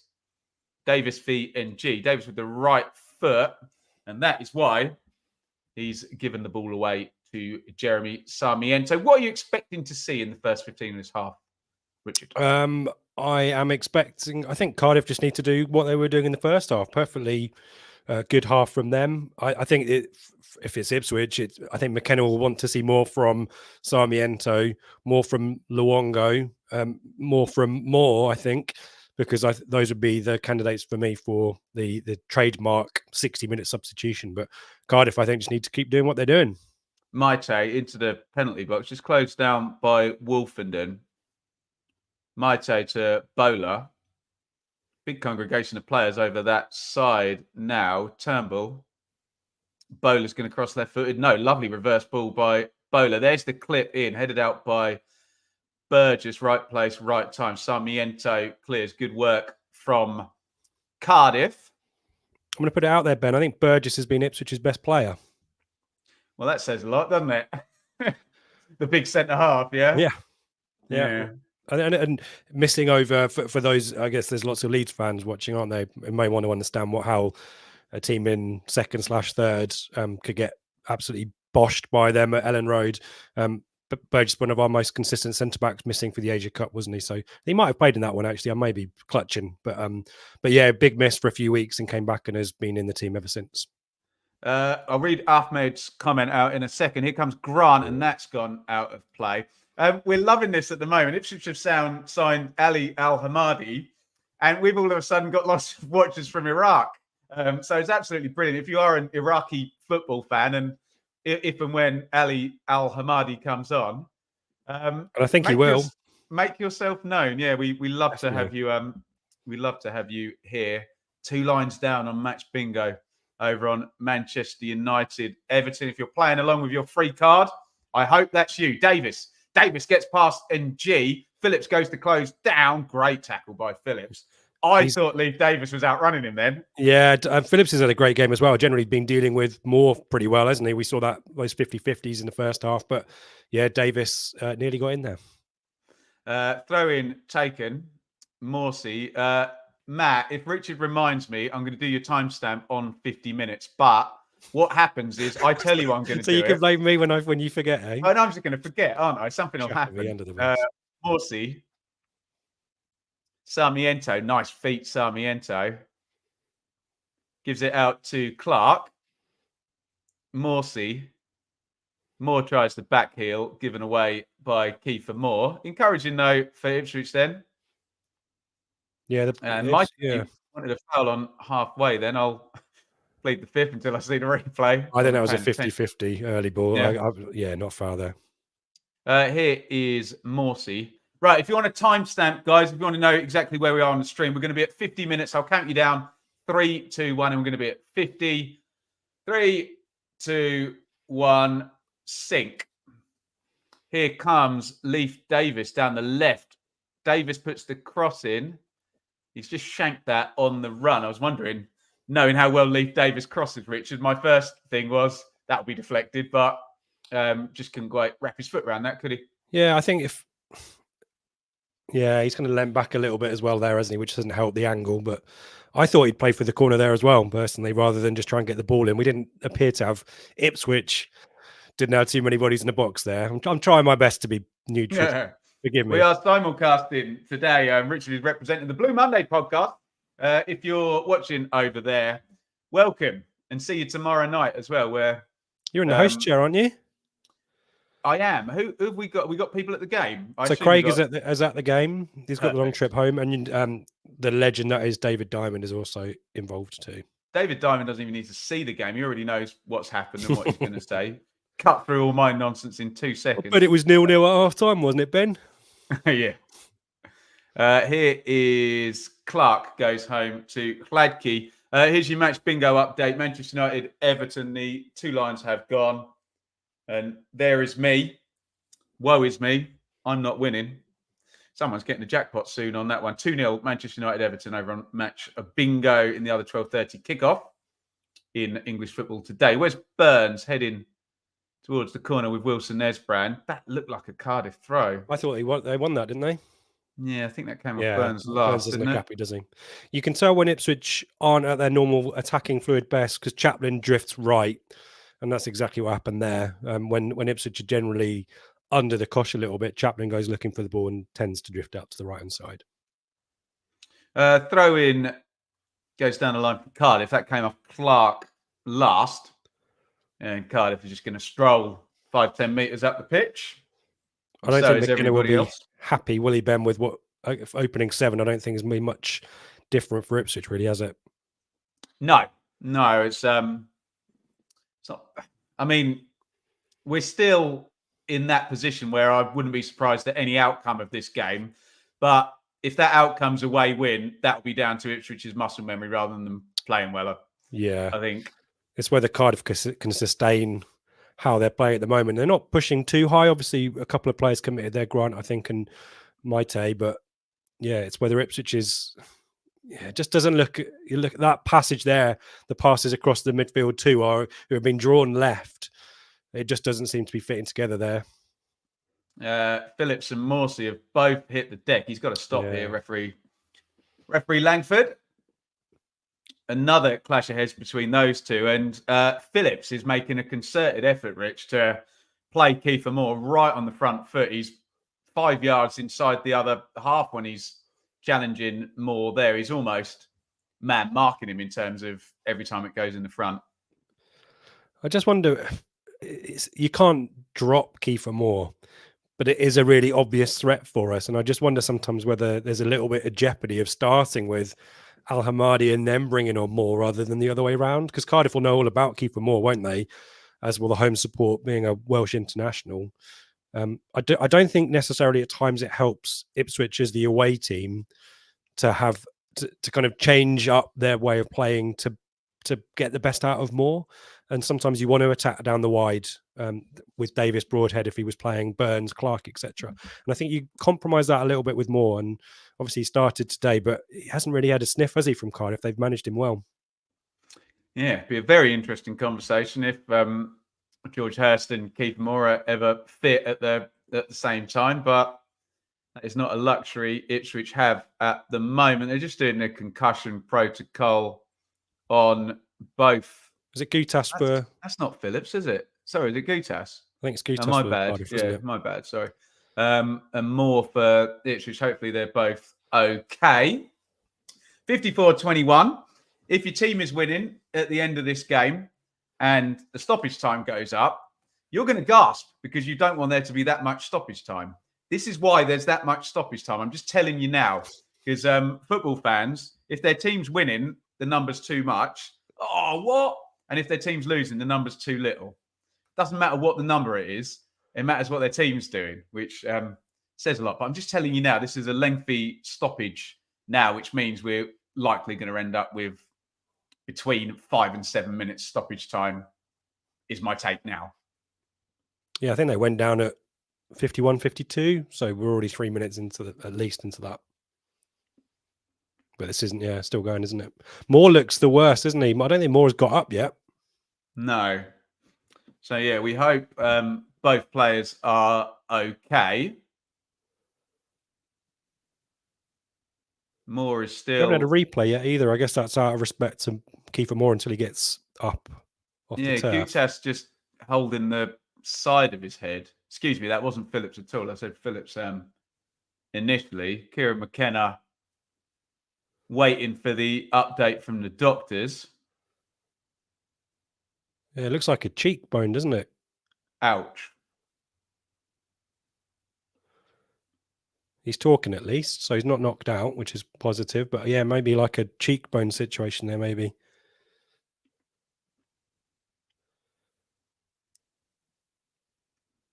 I think he's going to continue. That's just what my spidey senses are saying. He's trying to keep his...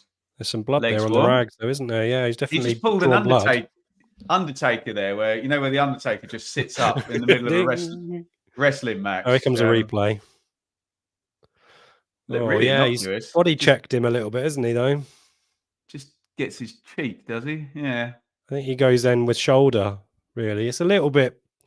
It's not you can't penalise that. It is a bit borderline, though, I'd suggest.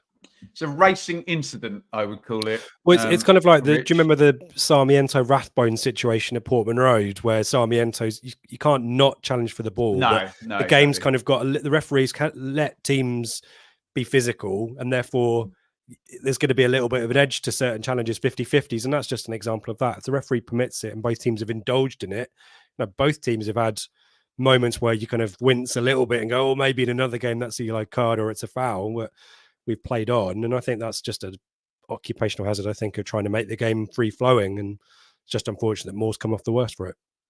I know Kiefer Moore's a very handsome man, but I think the bandage kind of rocks it. I mean, he's got good raw materials, let's be honest, 6'5", yeah, tall, dark and handsome, but he's smiling. I think Chapman said looking good, mate. Oh, did it's he? Like he's got a mohawk now, though, isn't it? He looks like, was it Guile off Street Fighter? He's to have the hair tied and a thing tied up. Just needs to be blonde and then sticking straight up in the air, doesn't it?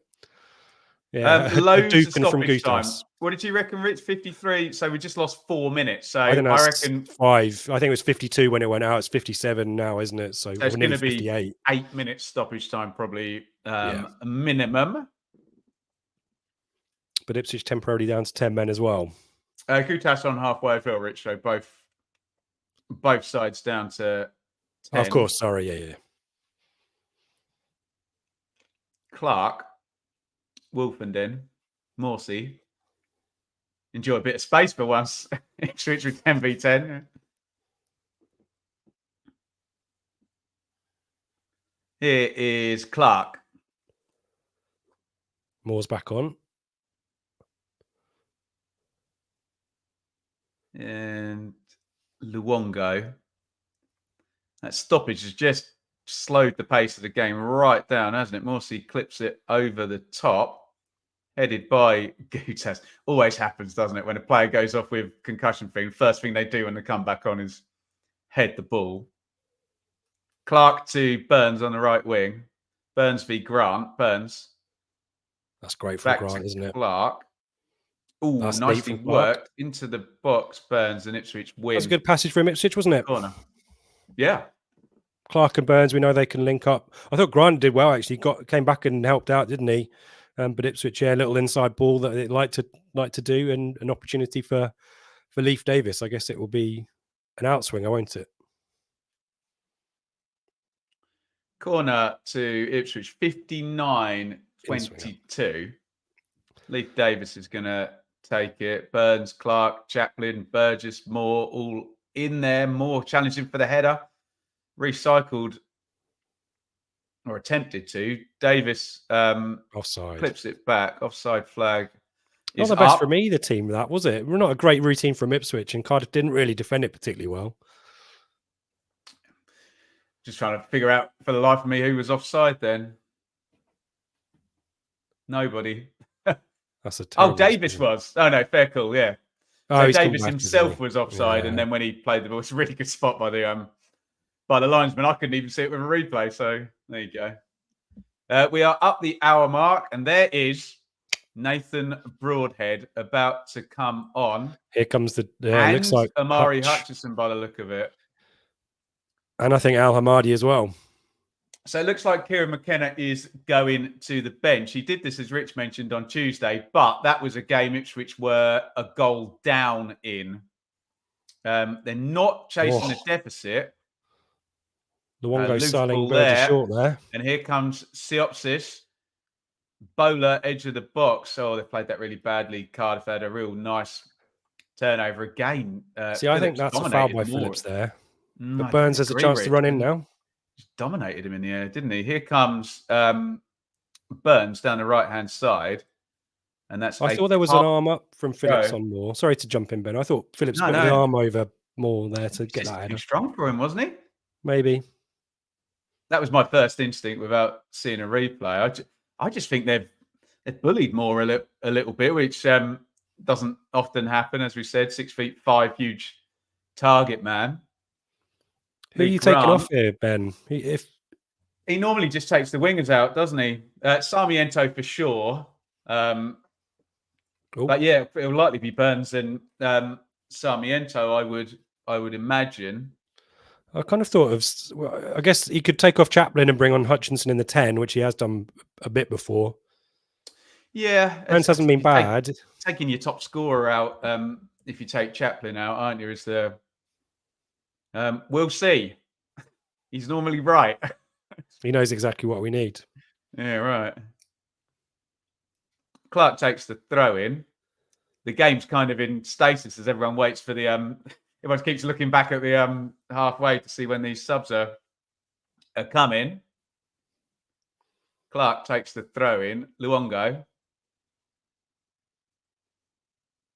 Burgess turns back and goes into Hladky. Wolfenden. Burgess. It's loose from Sarmiento again. And he's given the ball away again. I think that's a definite sub then, isn't maybe his last action. And referee Langford lets that one go. It was good from Longo, I thought, but again, biased Ipswich fan.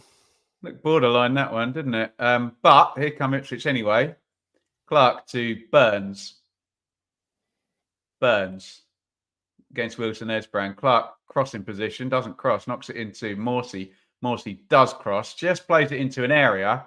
And I'm going to say it now, the excellent Phillips heads it away again, Rich. Yeah, I'd really not a fan of defenders cutting it back to cross from the edge. I know it's worked a couple of times for Ipswich, but I just get it in there to me. Ping it in with pace, chaos. Get it in the mixer. Get it in the bloody mixer. Get it forward. Go long. Forward. I like it when they don't even say get it forward, just forward. That's it. Kick ball in goal. Long throw in. Oh, that's gone loose. More good tackle again. It's a corner, surely. I thought that was a corner. Looked like a corner to me. Who made the block there? Nat Phillips again.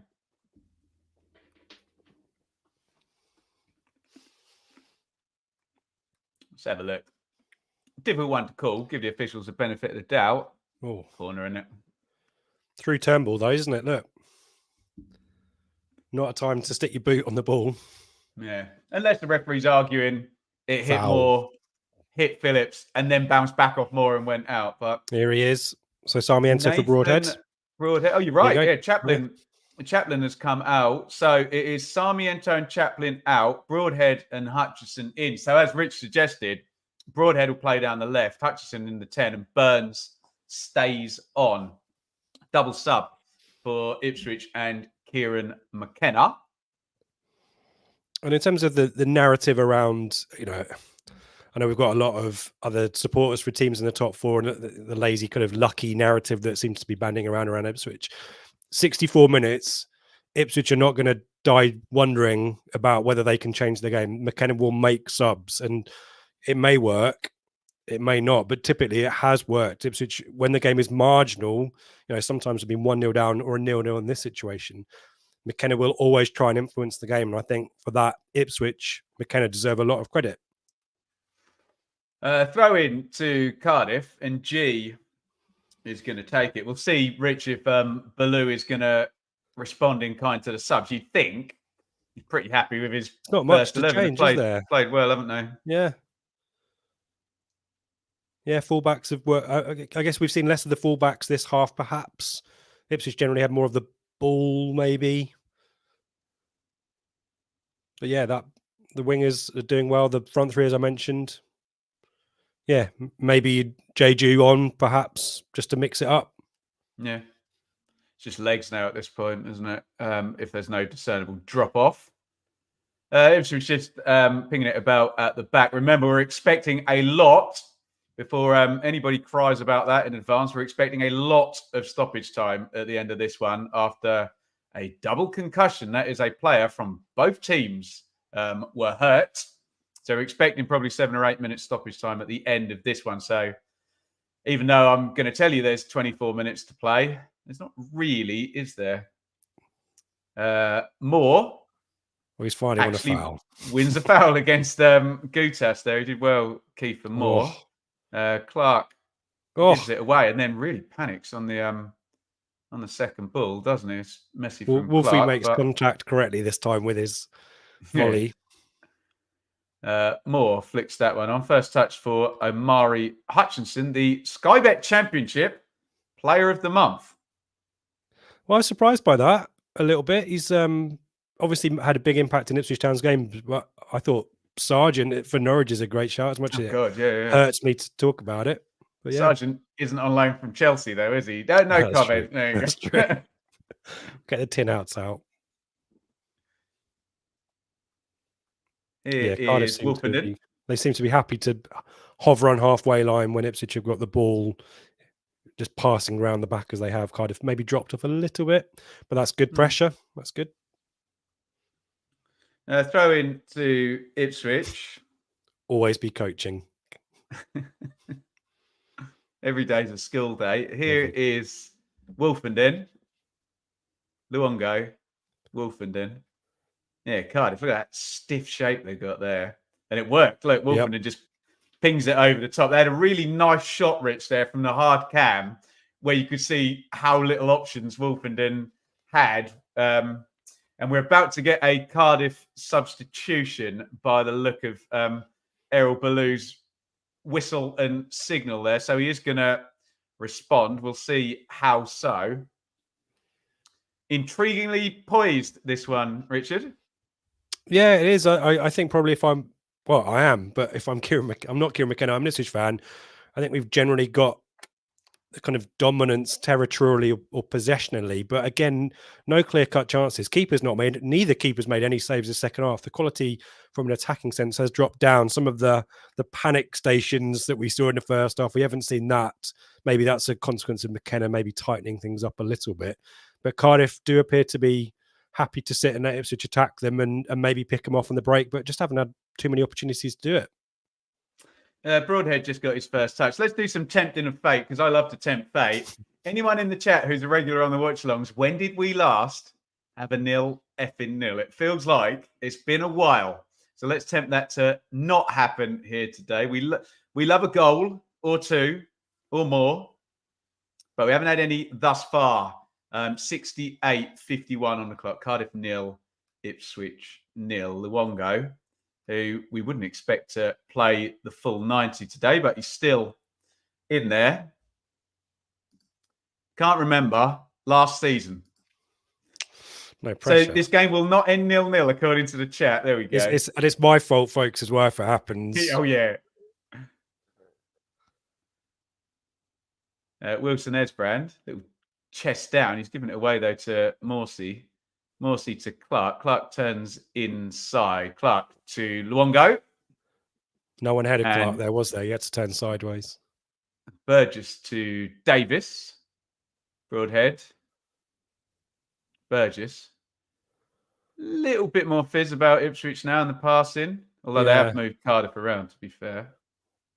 Oh, now Cardiff attackers are midway through their own half, aren't they? Ipswich pushing them back a little bit. But the quality, Ben, isn't it? It's that last final pass just lacking from Ipswich today.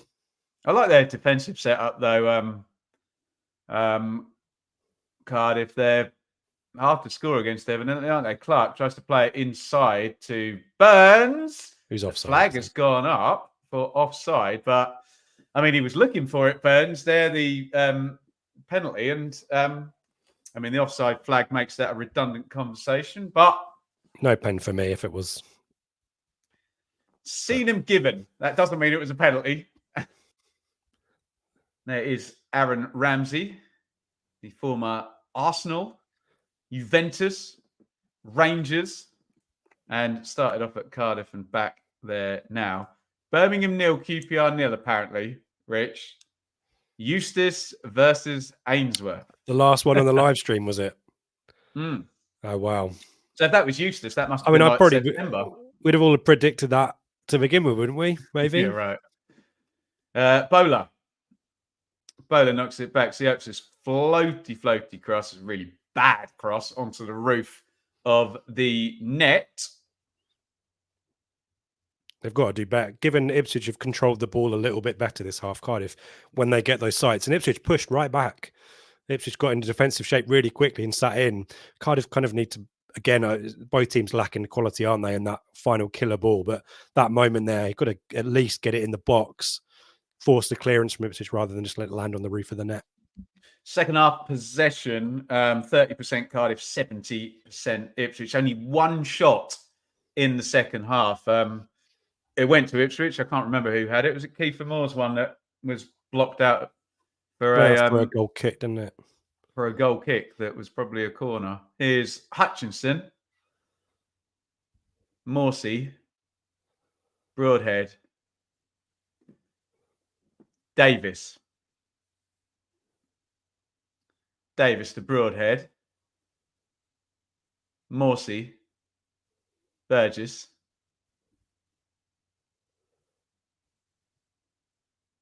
Wolfenden. Attack versus defence here. But as you say, Rich, the attack not resulting in any shots thus far. Burns. Clark crosses right-footed. Ooh, slice clearance by Bowler. Just gave us a appealing for a handball there. He was appealing for something, wasn't he? Here is Luongo. Ipswich starting to control this, aren't they? Here's Clark. Moore. Poor from Moore. Held it up nicely. Horrible ball then back, and Wes Burns has got it. Double unforced errors there. Morsey hits the shot straight down the throat of Ethan Horvath, Rich. Better from Ipswich, isn't it? Patient, and Morsey given a lot of space there. Similar kind of effort. So was it Bowler in the first half, Ben, from the long range, a bit further out, a little less swaz, but on target, shot. And Ipswich, starting to just control the ball in better territory rather than on their halfway or near, further back. It's definitely in Cardiff's half, and here comes O'Dowda. Yeah, Callum O'Dowda's going to come in. Don't be fooled by the 11 on his back. He can play centrally as well. Jack Taylor's going to come on for Ipswich as well. And Ruben Colwell is getting some instructions. So could be a double from Cardiff. O'Dowda and Colwell. Looks like Taylor's going to come on for Ipswich as well. Oh, and a foul from a 50-50. Maite has fouled. Can't see if it's Clark. Or Wolfen and Clark. Ugh. Yeah, a lot of arms up for me today, Ben. I'm not sure that was. I'm sure that was frowned upon, or the rules have changed about that. Can't give him a yellow, but at least he's given the foul. Yeah.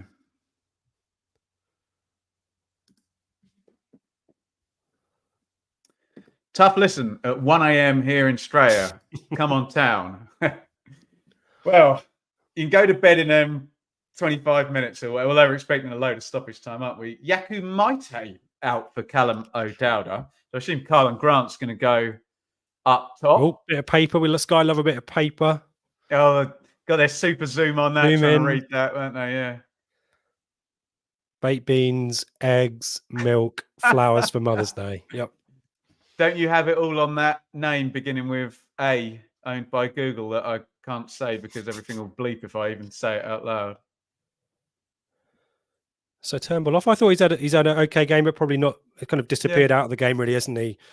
Along with maybe a few of the Cardiff players, the front three that I'd been praising so much haven't really been part of it. Grant looks like he's gone central, Ben, like you said. Yeah.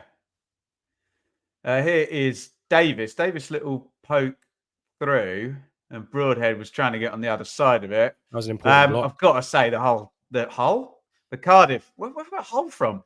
Cardiff centre backs have been really good, haven't they? Gutas and Phillips. Or some fingers being crossed in the away end.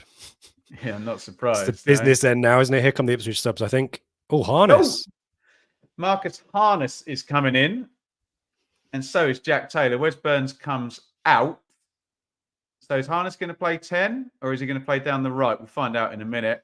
Massimo Luongo, who doesn't finish too many games, comes out. And Jack Taylor, and I'm going to say it now, who has a very decent long-range shot on him. And this is the type of game that could be decided by a long-range shot.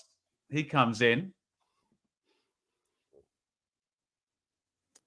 Ben Sheaf on the bench today for Coventry. Great to see him back. Callum. They've missed him, haven't they? Cleared away, I think, by Wilson Esbrand. Hoofstat clear and makes touch. This is tense now, Rich. Yeah. The trouble is, it's just marginal moments, isn't it? I think, as I say, Ipswich's substitutions are very much geared towards trying to find something out of this, and they have been better. That hoof up the pitch, maybe in the first half for Cardiff, falls at someone's feet, but it isn't at the moment. They are sitting in. I just wonder whether Ipswich just need to create a chance, don't they, Ben? And we've had the Morsey shot, but it's just not. It's lacking goal quality, isn't it? This match, he's tempting fate again, but it's Hutchinson who's moved right. Hutchinson on the right-hand side comes inside onto that left foot. Hutchinson hits the shot. It's a good save by Horvath there. Good strike by Hutchinson. Looks like that was inside the post, Rich. Yeah, is there no such thing as the player of the month curse, Ben? Rich, curses aren't real, buddy, but I think we'll add that to the lottery. Yeah, nice kind of shot. Maybe a little bit too central, isn't it, for the keeper? But yeah, Ipswich trying to, as I said, marginal game, isn't it? And struggling to get good passes into the box and trying shots from outside, which makes Davis sense. Long throw flicked on. Wilson Esbrand heads away. Looked like a shove by Morsey there. He gets away with it. First touch for Taylor. Oh, Taylor poor. He ran right into trouble there, and it's turned over for Josh Bowler, who knocks it down the line. It's not great from Bowler. Wolfenden goes home. Fladkey clears long. That was a big opportunity for Cardiff there. And again, bad choices, wasn't it? That's a great ball from frantic Moore. Now, isn't it? Forgotten that Moore had stayed on. Yeah, Moore knocks it out to the right-hand side, and Ipswich kind of returned to their normal playing tempo. Cardiff subs pressing a bit higher, though, aren't they? Was that Colwell, I think? O'Dowda wins it, knocks that one back. And it is with Horvath, who, I agree, should have saved that, but it was a decent save, wasn't it? He hit it pretty hard, didn't he, Hutchinson? Here's Harness. Harness knocks it out to Moore. Moore into the box. Moore with the left foot, and he drills it into the corner against his old club. No celebration from Kiefer Moore. He found the space, and he finishes left-footed. What a signing Kiefer Moore has been. And he might have just drilled in another vital goal for Ipswich. Cardiff 0, Ipswich 1.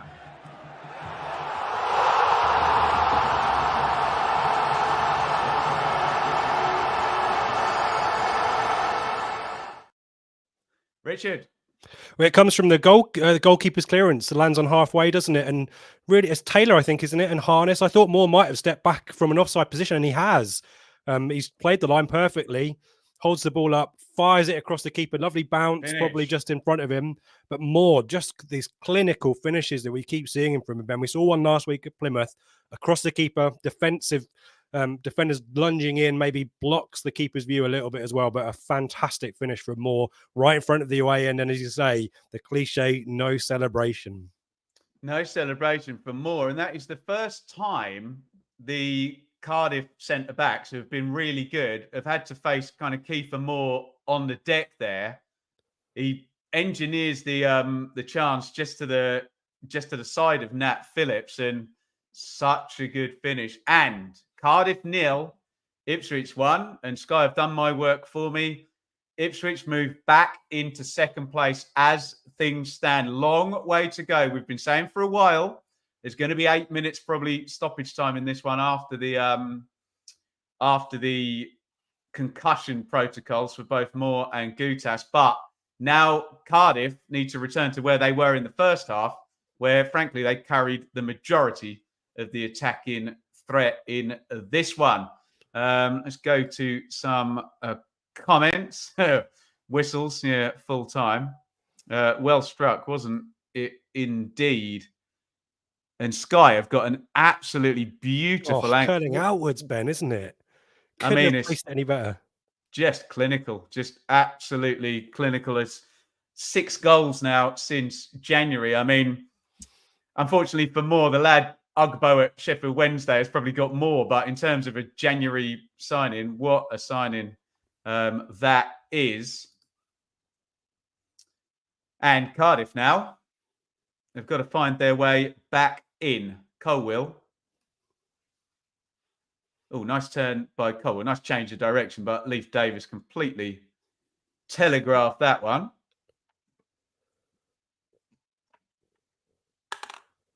Yeah, I'm a little bit, I guess we talked about the reverse fixture at Portman Road, didn't we? And tactically, I guess, well, there's still plenty of game time to play, isn't there? But it just felt to me that Cardiff had stepped off Ipswich and were happy for them to have the ball. And we know that this team under Kieran McKenna will try and find those openings. They'll try and find those spaces. They like to play in behind.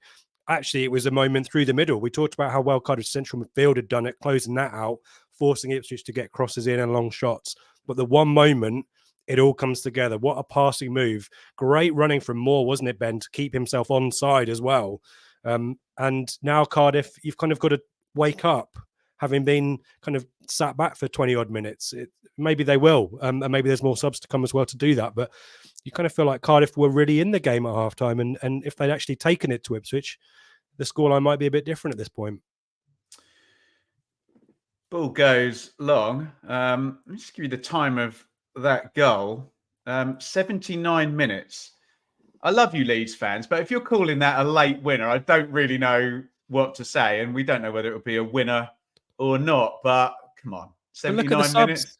We talked about the subs. Ipswich made McKenna gambled early, didn't he, to try and find the goal. You know, it's not over yet, obviously, but Ipswich try and change the game. They don't sit back and take the point or hope that something will happen.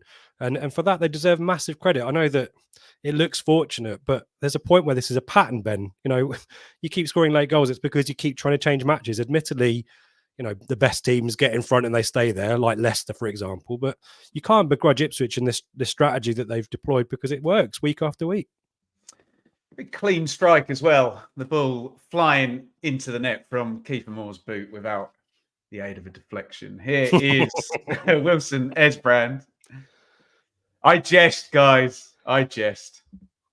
83-41 on the clock. For Mara Jeju, who I do remember scoring at Portman Road against Ipswich for Bristol City. The rain is pouring down. I suspect if Ipswich are going to win this game, they're going to have to face Jeju and Mate and the rain and 8 minutes stoppage time in order to do it. I think Mate went off early, didn't he? Is Mate out? Oh, of course he is. Yeah, sorry, my bad. Yeah. But still, you'd be getting crosses in the box. Absolutely. And that's how the goal happened. Was it Huddersfield midweek? I think that's Jeju scored in that game, didn't he? It's crosses in. I mean, they were susceptible to them as well, but yeah, that seems to be the threat. That and set pieces, as we say, that's still dangerous, still there. Wilson Esbrand, nice throw in to Phillips. Out it goes on to the right wing. Carlin Grant. In comes the cross left foot. I think. Yeah. Was it Colwell who put it in? Can't. No, it was NG. Gathered by Hladky, who takes his sweet time to take this goal kick. 85-04. If you are an Ipswich fan, that clock is moving very slowly. If you are a Cardiff, Leeds, Leicester or Southampton fan, that clock is moving in fast forward. We were when we were driving down to Plymouth last week, Ben, and had the sat nav. We kind of had the expanded satellite view, and it felt like we weren't moving at all, even though we were on the motorway. It feels like looking at the clock right now. I say it every week. Fair play to those Plymouth fans. I think that's a foul from behind there, but I don't think that's an offence anymore, is it? Here is the cross goes in from the right hand side. Is it Grant over there on the wing? I suppose, yeah, he's gone back up to the right now, hasn't he? Better intensity from Cardiff. Here's Wintle. Phillips. Good ball out to the right-hand side. NG. Colwell. It's a horrible cross by Colwell. You side the moment that left his foot there, Rich. He just leant back and skied it, frankly, didn't he? Yeah, and to keep getting these opportunities. Here's our Iraqi fans, are you out there? Ali Al Hamadi being prepped. But yeah, these are big opportunities, Ben, to create chances for Cardiff. As we said, the crosses into the box with the physical threat they've got, with the panic maybe in the Ipswich back line. You just got to get it in there, even if it falls to a defender. That's better than skying it over the top. Short goal kick from Ipswich Town. Knocked into Taylor. I'm going to have to go long now with Burgess. Kiefer Moore in the air. Great flick on by Moore, but swept up beautifully, efficiently by Phillips, who now does have a blot on his copybook because he couldn't close down Moore for the goal, but I think looks a very handy Championship centre back there. Liverpool loanee. There's one into the channel for Grant to chase. Davis does well. Good pressure on the keeper there from Colwell or O'Dowd. I can't read the numbers. And Moore's winning every header now. He's got his goal. Yeah, right. Lovely little flip over the head of Davis. Taylor by Colwell. Colwell looks like he's been given the instruction, right, you've got the freedom, just dribble, take people on, cross it every time you get it. He looks like the possible, what's the word, flamboyant solution for Cardiff, if you get my drift, Rich. Yeah, the jeopardy, it rained down the chaos hammer, isn't it? A little bit of something different. Siopsis. Oh, he's lost out to Moore there. And if Moore had got a lucky bounce, he was in the right channel. I think Kiefer Moore might be coming out of the game right now. I just wonder, sorry, Ben, Moore's had a really impactful, ignoring the goal from a defensive perspective and winning flick-ons, just had a really good 5 minutes. I just wonder whether keep him on for a little bit longer, knowing that we're going to have 8 minutes at a time. But Al Hamadi, an opportunity again. Hopefully I love that it's just taken as written. It's going to be 8 minutes now. We just decided that we know this. I'm pretty good at Portman Road. I called it on Tuesday night, and it was like, no, I don't want 8 minutes now, as you said at the top of the show. Al Hamadi on for Moore and foul for Clark. Yeah, Clark got fouled there. Waited until he knew he'd got fouled, and then hit the deck to kill a little bit of time. Oh, there's my mate Peter on the left there. There's Peter. His first ever game, Ben, and he tells everyone he meets this, was Aston Villa v Ipswich Town, the last day of the 61-62 season to win the First Division Championship. Downhill ever since. Where's my Jose Mourinho football heritage gif? 89:04 on the clock. The last minute of normal time. We're expecting a fair old chunk of stoppage time. Hladky has been yellow carded by referee Langford. Oh, some time wasting. Too long. Penalised. Yeah, you don't see that too often anymore. On the Gladkey might be restart. close to a suspension. I think it isn't the cut-off this weekend, actually. I've got no idea. I think I've it got might no be idea after this game. how many yellow cards he's got. I think he's on 4 or 5. Shall I look it up? Not that it matters, but because we were doing some epic time wasting early in the season. I remember that Sunderland game. Do you remember? It feels so long ago, that Sunderland game at the that Stadium first Live. weekend when every game had like 20 minutes stoppage time, didn't it? Nicely done by Al Hamadi to keep that in with the back heel. Harness. Crashing in comes O'Dowda, was it? There it is. Told you. And there is the 8-minute stoppage time that we forecast. And that's an Ipswich fan doing exactly what else we forecast. I don't want 8 minutes stoppage time. My team's losing. And there's the fingers crossed lady again. We're getting well acquainted with the faces in the Ipswich away end. Offside from the throw in Ipswich. That's not good. You can't be offside from a throw in. As in the second ball. Pass, yeah. So 8 minutes of minimum stoppage time here. We have played 30 seconds of it. Harness flicks that one on. Gutas a bit handsy with Al Hamadi, but I think given what we've had so far, it's a lovely ball. Here comes Wilson Esbrand against Clark. Wilson Esbrand inside, outside. Morsey nicks it off his toe. Ooh, Harness gets lucky. Lucky there. Broadhead, Harness. That one deflects and it's back with Cardiff. All a bit frantic, this, Rich. Yeah, it's just need to put a foot on the ball. I can understand the attacking intent of this team, but Harness, there are a couple of moments where he could just put a foot on the ball and slow things down and let players get ahead of him to find a better pass. And here come Cardiff again down the wide positions. Cross in and well away. Grant's cross in is cleared away by Burgess.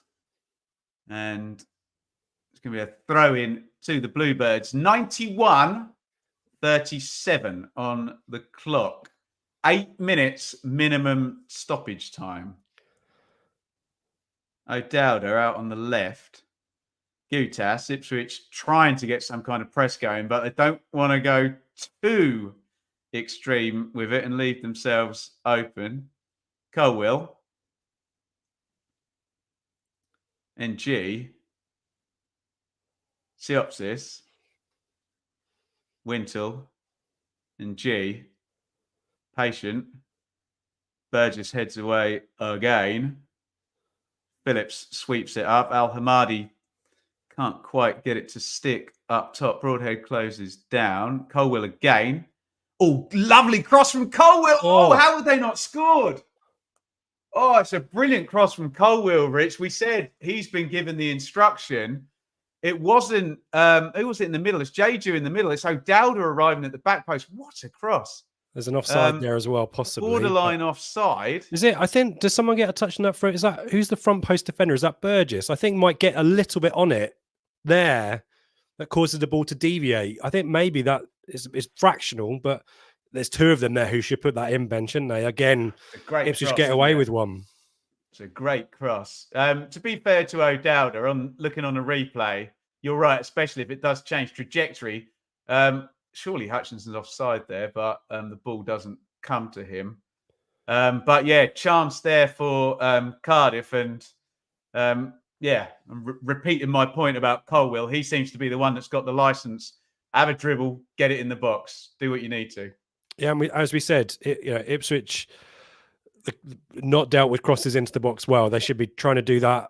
They've got the height as well. There's players they brought on and bring a bit of presence too. But yeah, it's building the pressure now, isn't it? Yeah. Wilson Esbrand, 93-42, 8 minutes stoppage time. Wilson Esbrand. Hutchinson's let him round him as he fouled him. Referee says no. I mean, he's been quite consistent with the physicality, hasn't he? We've not given anything, yeah. Same with the referee on Tuesday night, I thought. Hey, everyone would be complaining if he was too finicky, so there you go. Here they come again. Carlin 94, Ben. On the right-hand side.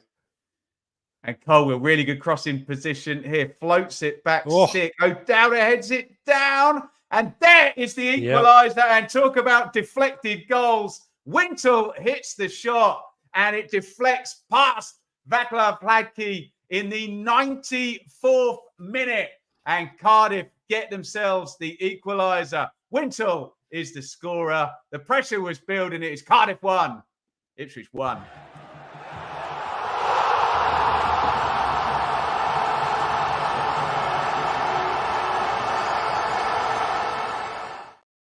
Rich. Sloppy, isn't it, Ben? And I think the moment that Clark hands off, is it Wintle that, hands it off to Hutchinson of all people, who's wrong-sided, and then it's just recycled from there. Chaos, and as we said, the crosses into the box have not been dealt with by Ipswich all game, and Burgess does his best to get on the end of it, but no.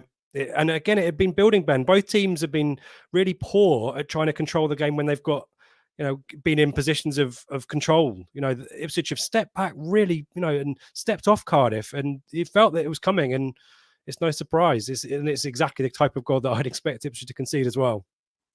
Well, there we go. A lot of talk about late deflected goals today. There is a late deflected goal for you if you were bemoaning Ipswich scoring late deflected goals. They've just conceded one. Cardiff 1, Ipswich 1, 95-46. And as Sky point out on the screen, Leeds United move into second place the second that ball crosses the line and hits the back of the net. Big picture from an Ipswich point of view. It is 6 consecutive wins going into this game, but we know what this title race is like. There's Graham Blackburn on the screen there, who we know, Richard.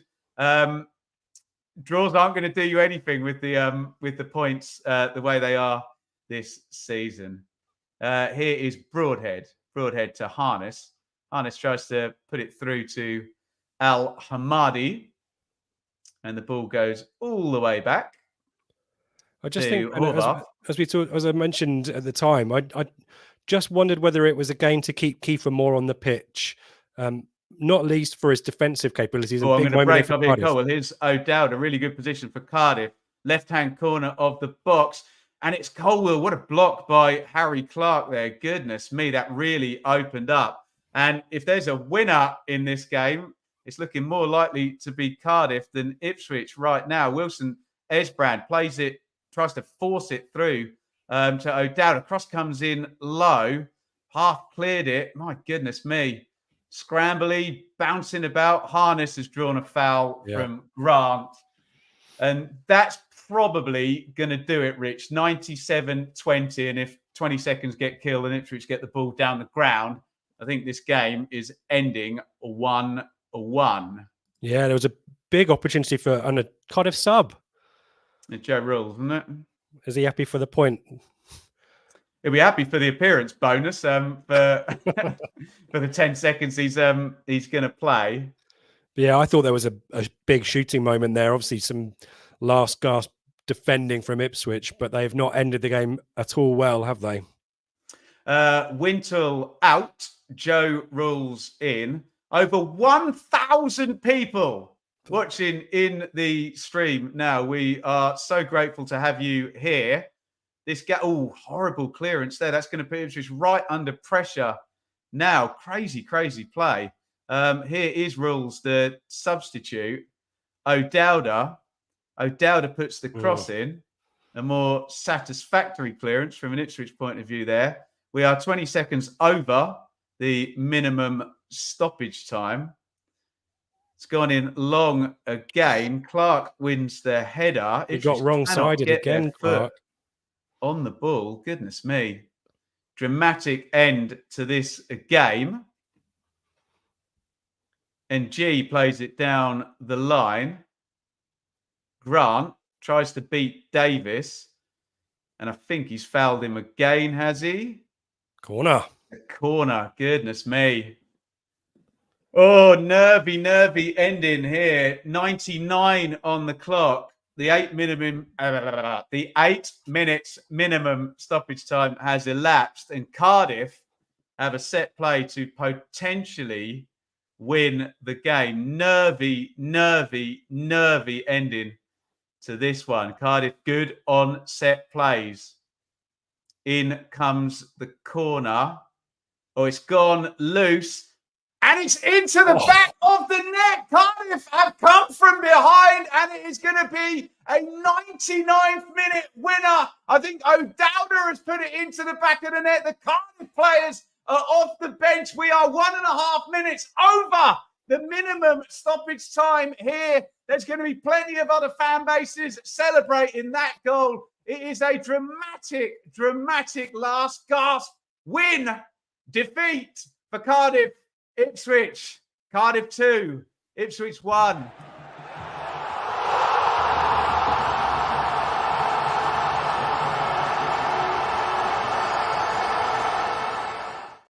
Wow, Leif Davis says he wants a foul. Effing foul. He wants the foul, but you've got to defend the corner, Rich. Yeah, and Burgess again goes for it. It's just the marking from Ipswich. You generally do a hybrid of zone or man-to-man.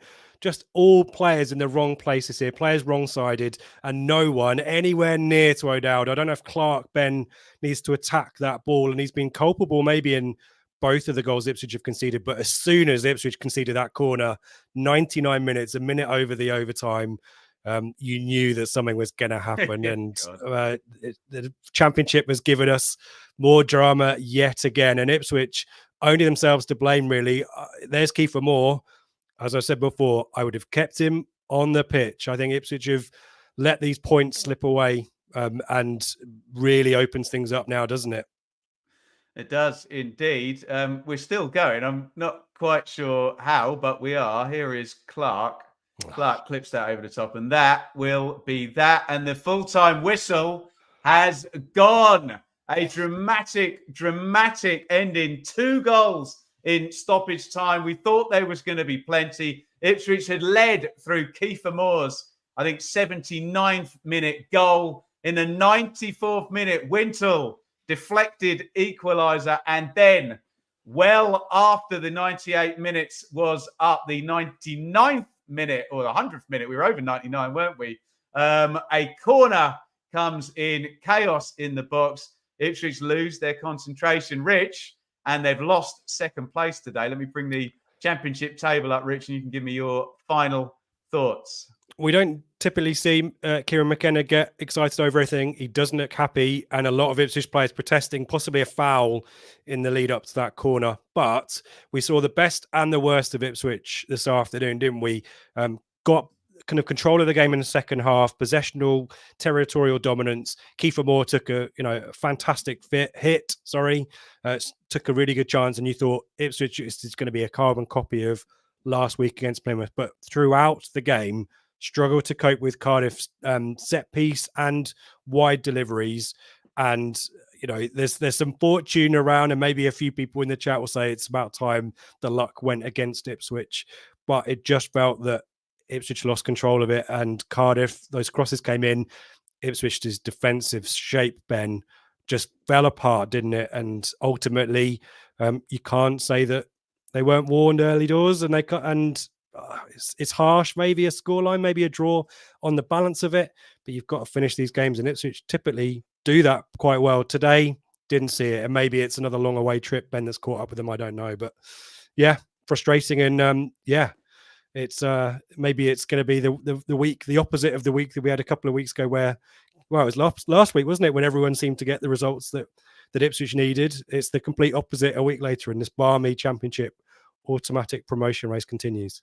You do wonder whether what we've just witnessed in the last 20 minutes might turn out to be the massive key swing in this Championship promotion race. So 10 minutes ago, or going into stoppage time, it would have been Ipswich going on to that can't have updated, can it? Is that right? Yeah. So it would have been Ipswich going on to, we've gone into 81 points, level with Leicester, because obviously Leicester haven't played yet. As it is now, Ipswich 0 points, Leeds clear in second. And remember, Leeds have the goal difference, which is, worth that extra place in the table if you are level on points as well. So I don't know whether we'll look back. 9 games to go for both. Remember, Rich, it was today all about Ipswich and Leeds, wasn't it? Or this weekend. Southampton were definitely going to be 4th.